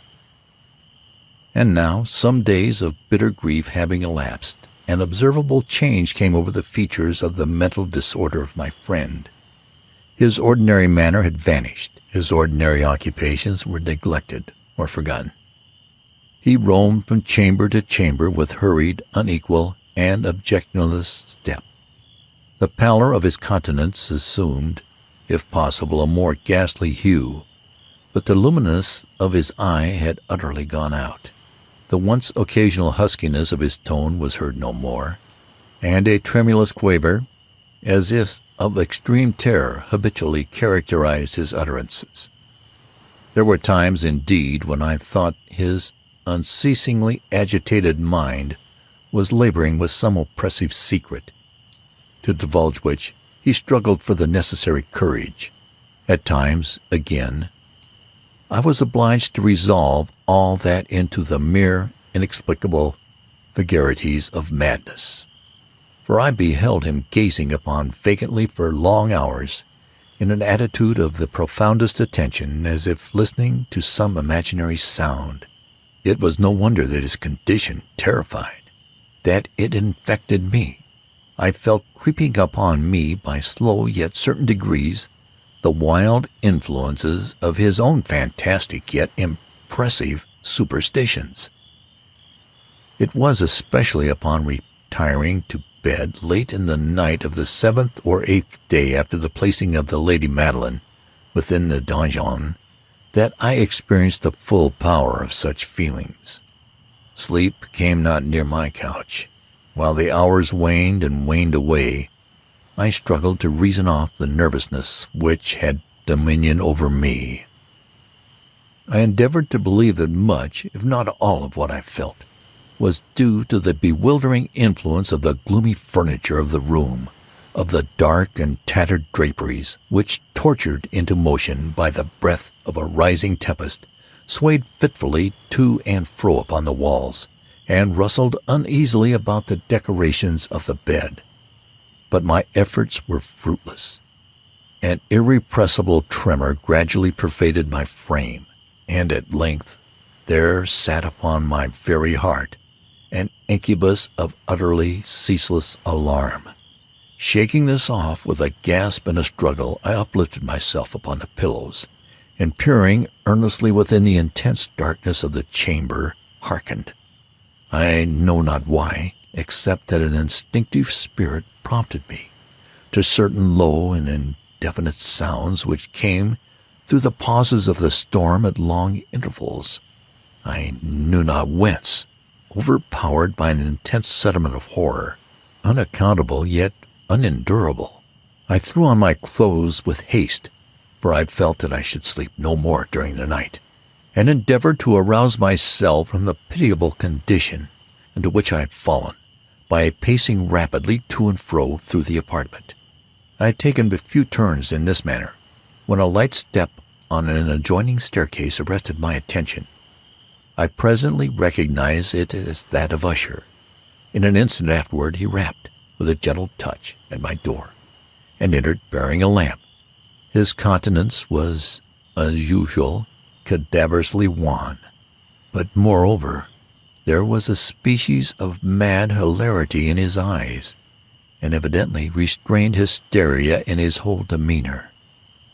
His air appalled me, but anything was preferable to the solitude which I had so long endured, and I even welcomed his presence as a relief. "You have not seen it," he said abruptly, after having stared about him for some moments in silence. "You have not then seen it, but stay, you will." Thus speaking, and having carefully shaded his lamp, he hurried to one of the casements and threw it freely open to the storm. The impetuous fury of the entering gust nearly lifted us from our feet.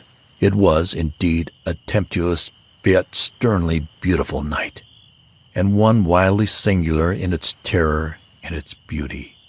A whirlwind had apparently collected its force in our vicinity, for there were frequent and violent alterations in the direction of the wind, and the exceeding density did not prevent our perceiving this. Yet we had no glimpse of the moon or stars, nor was there any flashing forth of the lightning. But the undersurfaces of the huge masses of agitated vapor, as well as all terrestrial objects immediately around us, were glowing in the unnatural light of a faintly luminous and distinctly visible gaseous exhalation which hung about and enshrouded the mansion.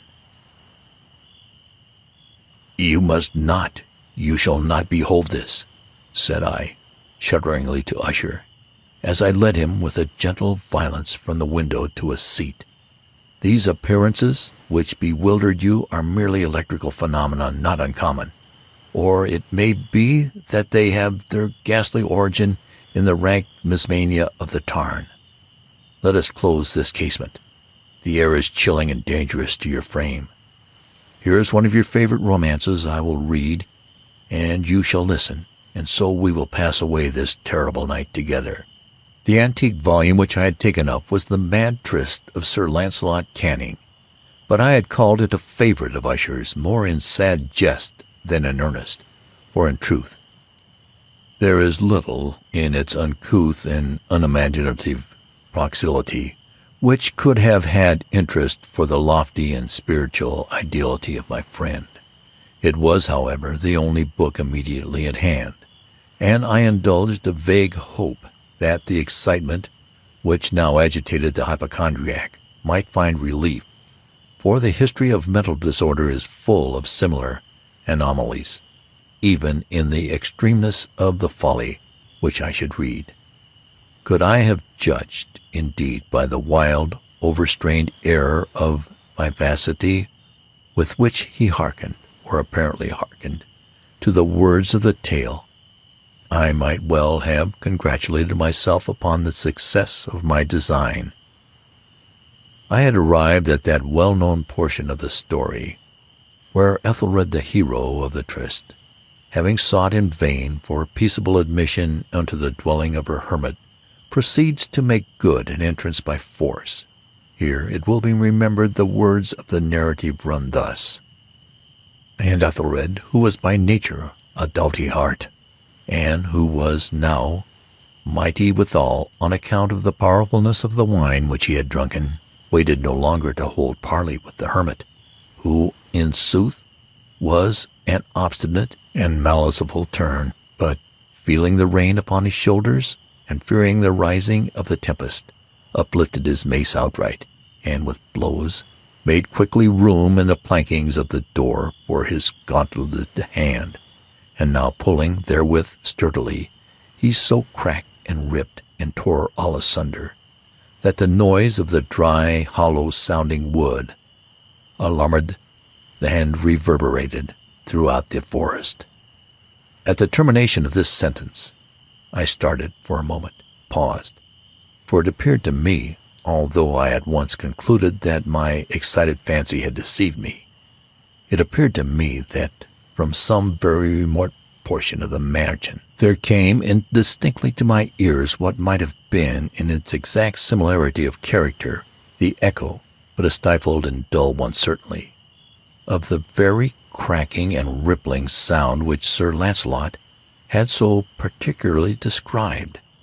It was beyond doubt the coincidence alone which had arrested my attention, for amid the rattling of the sashes of the casements and the ordinary commingled noises of the still increasing storm, the sound in itself had nothing, surely, which should have interested or disturbed me. I continued the story. But the good champion Ethelred, now entering within the door, was sore enraged and amazed to perceive no signal of the maliceful hermit, but in the stead thereof a dragon of a scaly and prodigious demeanor, and of a fiery tongue, which sate in guard before a palace of gold, with a floor of silver, and upon the wall there hung a shield of shining brass, with this legend enwritten: Who entereth herein a conqueror hath been, who slayeth the dragon, the shield he shall win. And Ethelred uplifted his mace and struck upon the head of the dragon, which fell before him, and gave up his pesky breath, with a shriek so horrid and harsh, and withal so piercing, that Ethelred had fain to close his ears with his hands against the dreadful noise of it, the like whereof was never before heard. Here again I paused abruptly, and now with a feeling of wild amazement, for there could be no doubt whatever that in this instance I did actually hear, although from what direction it proceeded I found it impossible to say, a low and apparently distant but harsh, protracted, and most unusual screaming or grating sound, the exact counterpart of what my fancy had already conjured up for the dragon's unnatural shriek, as described by the romancer. Oppressed as I certainly was upon the occurrence of this second and most extraordinary coincidence by 1,000 conflicting sensations in which wonder and extreme terror were predominant, I still retained sufficient presence of mind to avoid exciting by any observation the sensitive nervousness of my companion. I was by no means certain that he had noticed the sounds in question, although assuredly a strange alteration had during the last few minutes taken place in his demeanor. From a position fronting my own, he had gradually brought round his chair, so as to sit with his face to the door of the chamber, and thus I could but partially perceive his features, although I saw that his lips trembled as if he were murmuring inaudibly, His head had dropped upon his breast, yet I knew that he was not asleep from the wide and rigid opening of the eye as I caught a glance of it. In profile. The motion of his body, too, was at variance with this idea. He rocked from side to side with a gentle yet constant and uniform sway. Having rapidly taken notice of all this, I resumed the narrative of Sir Launcelot, which thus proceeded. And now the champion, having escaped from the terrible fury of the dragon, bethinking himself of the brazen shield and of the breaking up of the enchantment which was upon it, removed the carcass from out of the way before him, and approached valorously over the silver pavement of the castle to where the shield was upon the wall, which insoothed, feet upon the silver floor, with a mighty great and terrible ringing sound. No sooner had these syllables passed my lips than, as if a shield of brass had indeed at the moment fallen heavily upon a floor of silver, I became aware of a distinct hollow metallic and clangorous yet apparently muffled reverberation. Completely unnerved, I leaped to my feet, but the measured rocking movement of Usher was undisturbed. I rushed to the chair in which he sat. His eyes were bent fixedly before him, and throughout his whole countenance there reigned a stony rigidity. But as I placed my hand upon his shoulder, there came a strong shudder over his whole person. A sickly smile quavered about his lips, and I saw that he spoke in a low, hurried, and gibbering murmur, as if unconscious of my presence. Bending closely over him, I at length drank in the hideous import of his words. "Not hear it? Yes, I hear it, and have heard it. Long, many minutes, many hours, many days have I heard it. Yet I dared not, oh, pity me, miserable wretch that I am, I dared not speak. We have put her living in the tomb, said I. Not that my senses were acute. I now tell you that I heard her first feeble movements in the hollow coffin. I heard them many days ago, yet I dared not speak. And now, tonight, Ethelred, the breaking of the hermit's door, and the death cry of the dragon, and the clangor of the shield, say rather the rending of her coffin, and the grating of the iron hinges of her prison, and her struggles within the coppered archway of the vault. Oh, whither shall I fly? Will she not be here anon? Is she not herein my haste? Have I not heard her footstep on the stair? Do I not distinguish that heavy and horrible beating of her heart? Madman! Here he sprang furiously to his feet and shrieked out his syllables as if, in the effort, he were giving up his soul. Madman! I tell you that she now stands without the door. As if in superhuman energy of his utterance there had been found the potency of a spell. The huge antique panels to which the speaker pointed threw slowly back upon the instant their ponderous and ebony jaws. It was the work of the rushing gust, but then without these doors there did stand the lofty and enshrouded figure of the Lady Madeline of Usher. There was blood upon her white robes, and the evidence of some bitter struggles upon every portion of her emaciated frame. For a moment she remained trembling and reeling to and fro upon the threshold. Then, with a low, moaning cry, fell heavily inward upon the person of her brother, and her violent and now final death agonies bore him to the floor a corpse and a victim to the terrors he had anticipated. From that chamber and from that mansion I fled aghast. The storm was still abroad in all its wrath as I found myself crossing the old causeway. Suddenly there shot along the path a wild light, and I turned to see whence a gleam so unusual could have issued, for the vast house and its shadows were alone behind me. The radiance was that of the full setting, the blood-red moon, which now shone vividly through that once barely discernible fissure of which I have before spoken, as extending from the roof of the building in a zigzag direction to the base. While I gazed, this fissure rapidly widened. There came a fierce breath of the whirlwind. The entire orb of the satellite burst at once upon my sight. My brain reeled as I saw the mighty walls rushing asunder. There was a long, tumultuous, shouting sound like the voice of 1,000 waters, and the deep and dank tarn at my feet closed sullenly and silently over the fragments of the House of Usher.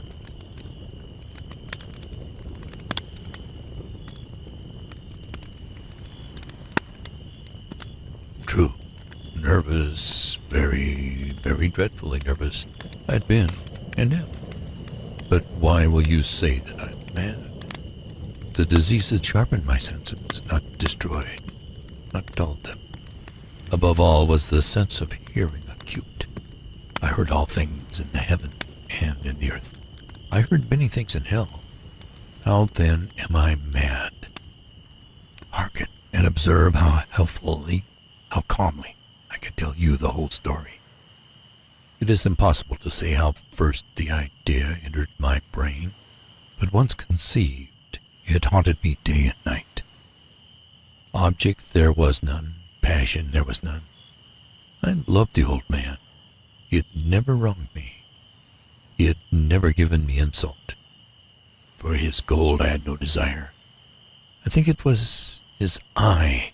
Yes, it was this. He had the eye of a vulture. A pale blue eye with a film over it. Whenever it fell upon me, my blood ran cold, and so by degrees, very gradually, I made up my mind to take the life of the old man, and thus rid myself of the eye forever. Now this is the point. You fancy me mad. Madmen know nothing. But you should have seen me. You should have seen how wisely I proceeded. With what caution, with what foresight, with what dissimulation I went to work. I was never kinder to the old man during the whole week before I killed him. And every night about midnight, I turned the latch of his door and opened it. Oh, so gently.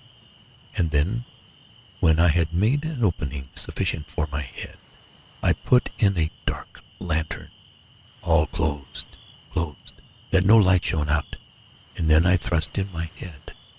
Oh, you would have laughed to see how cunningly I thrust it in. I moved it slowly, very, very slowly, so that I might not disturb the old man's sleep. It took me an hour to place my whole head within the opening so far that I could see him as he lay upon his bed. Ha!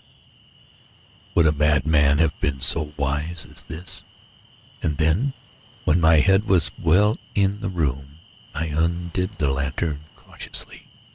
Oh, so cautiously, for the hinges creaked. I undid it just so much that a single thin ray fell upon the vulture eye. And this I did for 7 long nights, every night, just at midnight. But I found the eye always closed, and so it was impossible to do the work, for it was not the old man who vexed me, but his evil eye. And every morning, when the day broke, I went boldly into the chamber and spoke courageously to him, calling him by name in a hearty tone, and inquiring how he had passed the night. So you see, he would have been a very profound old man indeed to suspect that every night, just at 12, I looked in upon him while he slept. Upon the 8th night, I was more than usually cautious in opening the door. A watch's minute hand moves more quickly than did mine.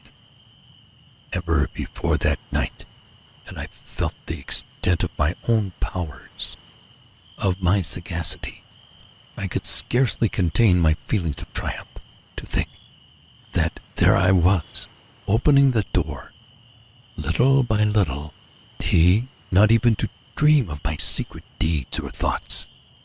I fairly chuckled at the idea, and perhaps he heard me, for he moved on the bed suddenly, as if startled. Now you may think that I drew back, but no. His room was as black as pitch with the thick darkness, for the shutters were close fastened through fear of robbers, and so I knew that he could not see the opening of the door, and I kept pushing it on steadily. I had my head in and was about to open the lantern when my thumb slipped upon the tin fastening, and the old man sprang up in bed, crying out, "Who's there?" I kept quite still, said nothing. For a whole hour I did not move a muscle, and in the meantime I did not hear him lie down. He was still sitting up in the bed listening, just as I have done night after night, hearkening to the death watches in the wall. Presently I heard a slight groan, and I knew it was the groan of mortal terror. It was not a groan of pain or of grief. Oh, no, it was the low, stifled sound that arises from the bottom of the soul when overcharged with awe. I knew the sound well.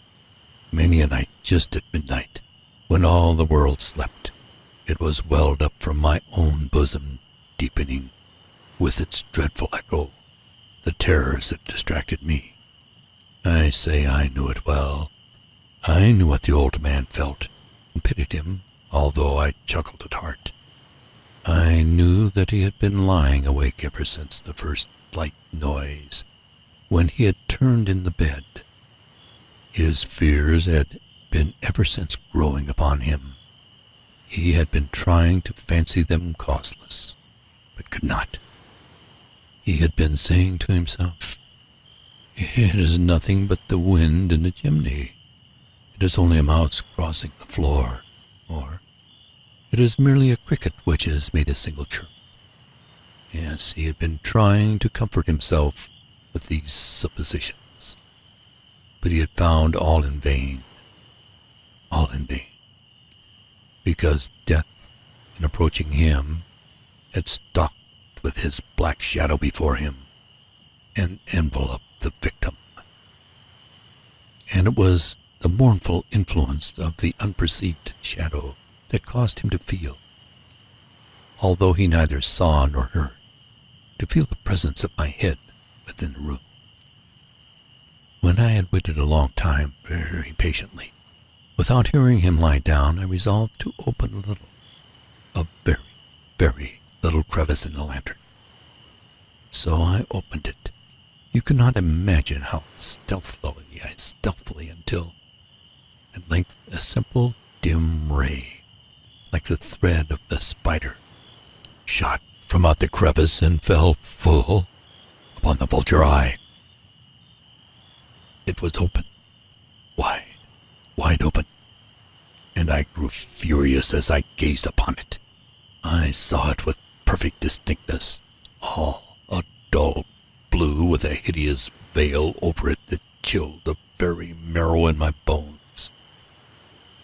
But I could see nothing else of the old man's face or person, for I had directed the ray, as if by instinct, precisely upon the damned spot. And have I not told you that what you mistake for madness is but over-acuteness of the sense? Now I say there came to my ears a low, dull, quick sound, such as a watch makes when enveloped in cotton. I knew that sound well, too. It was the beating of the old man's heart. It increased my fury as the beating of a drum stimulates a soldier into courage. But even yet I refrained and kept still. I scarcely breathed. I held the lantern motionless. I tried how steadily I could maintain the ray upon the eye. Meantime, the hellish tattoo of the heart increased. quicker and quicker and louder every instant. The old man's terror must have been extreme. It grew louder. I say louder every moment. Do you mark me well? I have told you that I am nervous. So I am.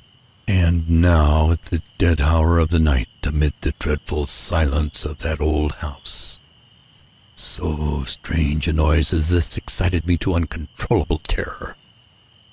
Yet for some minutes longer I refrained and stood still.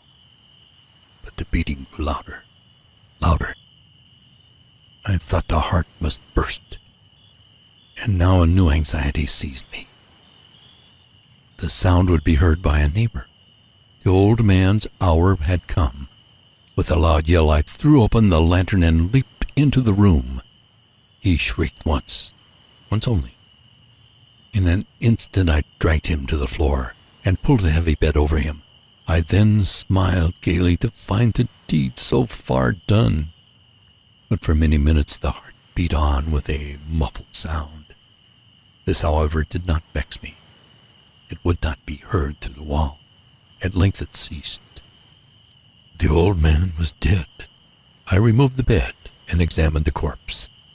Yes, he was stone dead. I placed my hand upon the heart and held it there many minutes. There was no pulsation. He was stone dead. His eye would trouble me no more. If you still think me mad, you will think me so no longer when I describe the wise precautions I took for the concealment of the body. The night waned, and I worked hastily, but in silence. First of all, I dismembered the corpse. I cut off the head, and the arms and the legs. I then took up 3 planks from the flooring of the chamber and deposited it all between the scantlings. I then replaced the boards so cleverly, so cunningly, that no human eye, not even his, could have detected anything wrong. There was nothing to wash out, no stain of any kind, no blood spot whatever. I had been too wary for that. The tub had caught all.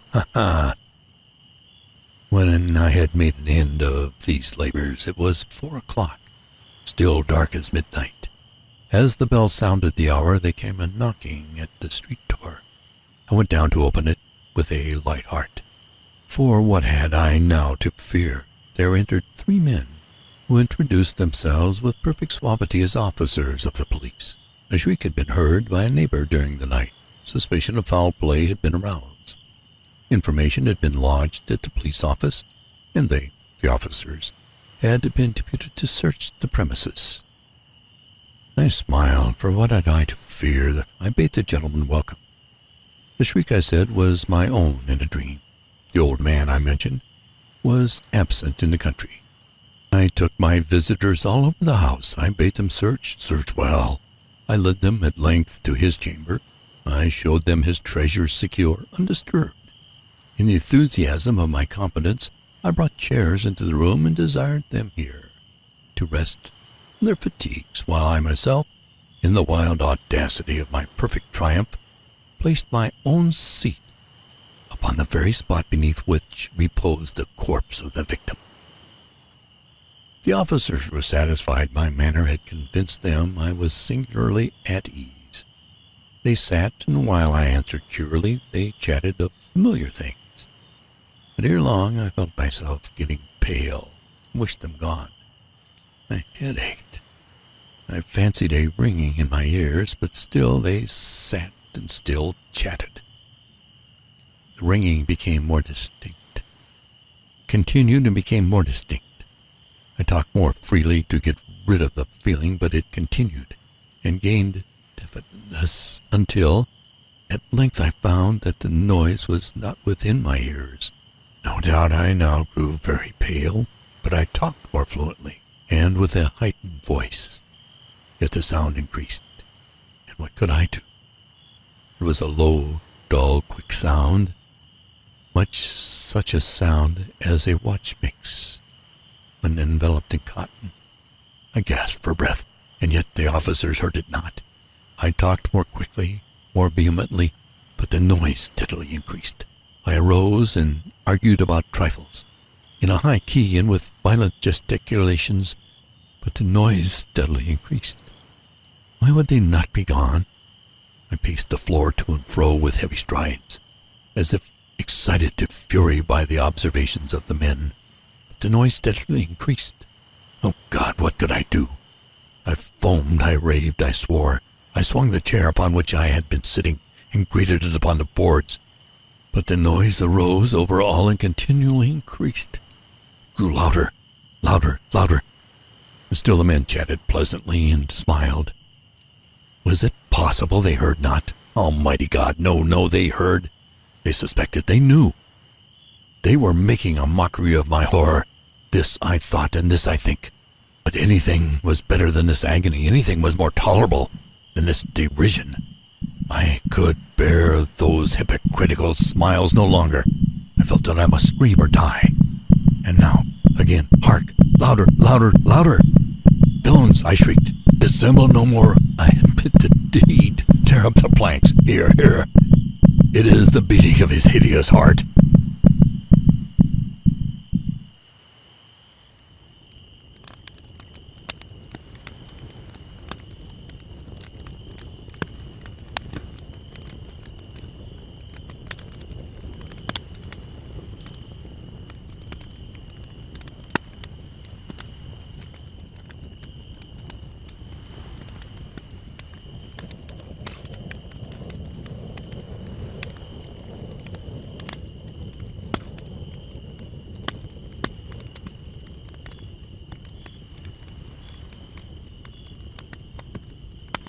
Edgar Allan Poe's The Raven. Once upon a midnight dreary, while I pondered weak and weary over many a quaint and curious volume of forgotten lore, while I nodded, nearly napping, suddenly there came a tapping, as of someone gently rapping at my chamber door. "'Tis some visitor," I muttered, tapping at my chamber door. Only this and nothing more. Distinctly I remember it was in the bleak December, and each separate dying ember wrought its ghost upon the floor. Eagerly I wished the morrow. Vainly I had sought to borrow from my books surcease of sorrow, sorrow for the lost Lenore, for the rare and radiant maiden whom the angels named Lenore, nameless here forevermore. And the silken, sad, uncertain rustling of each purple curtain thrilled me, filled me with fantastic terrors never felt before, so that now, to still the beating of my heart, I stood repeating, "'Tis some visitor entreating entrance at my chamber door, some late visitor entreating entrance at my chamber door. This it is, and nothing more." Presently my soul grew stronger, hesitating then no longer. "Sir," said I, "or madam, truly your forgiveness I implore. But the fact is I was napping, and so gently you came rapping, and so faintly you came tapping at my chamber door, that I scarce was sure I heard you. Here I opened wide the door. Darkness there, and nothing more. Deep into that darkness peering, long I stood there, wondering, fearing, doubting, dreaming dreams no mortal ever dared to dream before. But the silence was unbroken, and the stillness gave no token, and the only word there spoken was the whispered word, "Lenore." This I whispered, and an echo muttered back the word, "Lenore." Merely this, and nothing more. Back into the chamber turning, all my soul within me burning, soon again I heard a tapping, somewhat louder than before. "Surely," said I, "surely that is something at my window lattice. Let me see then what thereat is, and this mystery explore. Let my heart be still a moment, and this mystery explore. 'Tis the wind and nothing more." Open here I flung the shutter, when with many of flirt and flutter. In their step they stately raven of the saintly days of yore. Not the least obeisance made he, not a minute stopped or stayed he, but with mien of lord or lady perched above my chamber door, perched upon my bust of Pallas, just above my chamber door, perched and sat and nothing more. Then this ebony bird beguiling my sad fancy into smiling, by the grave and stern decorum of the countenance it wore. Though thy crest be shorn and shaven, thou, I said, art sure no craven, ghastly grim and ancient raven, wandering from the nightly shore. Tell me what thy lordly name is on the night's Plutonian shore. Quoth the raven, nevermore. Much I marveled this ungainly fowl to hear it discourse so plainly, though its answer little meaning, little relevancy bore. For we cannot help agreeing that no living human being ever yet was blessed with seeing bird above his chamber door, bird or beast upon the sculptured bust above his chamber door, with such a name as Nevermore. But the raven, sitting lonely on the placid bust, spoke only that one word, as if his soul in that one word he did outpour. Nothing farther than he uttered, not a feather than he fluttered, till I scarcely more than muttered, other friends have flown before, on the morrow he will leave me, as my hopes have flown before. Then the bird said, nevermore. Startled at the stillness broken by replies so aptly spoken, doubtless, said I, what it utters is its only stock in store, caught from some unhappy master, whom unmerciful disaster followed fast and followed faster, till his songs one burden bore, till the dirges of his hope that melancholy burden bore, of nevermore. But the raven, still beguiling all my sad soul into smiling, straight I wheeled a cushioned seat in front of bird and bust and door. Then upon the velvet sinking, I betook myself to linking fancy unto fancy, thinking what this ominous bird of yore, what this grim, ungainly, ghastly, gaunt, and ominous bird of yore meant in croaking nevermore. This I sat engaged in guessing, but no syllable expressing to the fowl whose fiery eyes now burned into my bosom's core. This and more I sat divining, with my head at ease reclining on the cushion's velvet lining that the lamplight gloated o'er, but whose velvet violet lining with the lamplight gloating o'er she shall press, nevermore.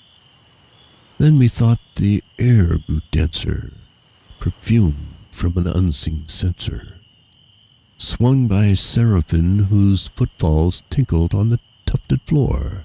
Wretch, I cried, thy God hath lent thee, by these angels he hath sent thee, respite and nepenthe from my memories of Lenore. Quaff, oh quaff this kind nepenthe, and forget this lost Lenore. Quoth the raven, nevermore.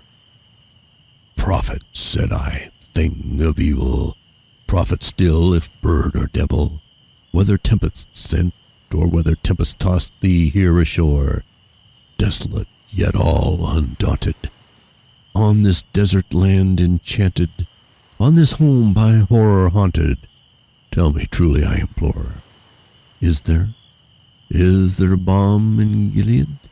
Tell me I implore. Quoth the raven, nevermore.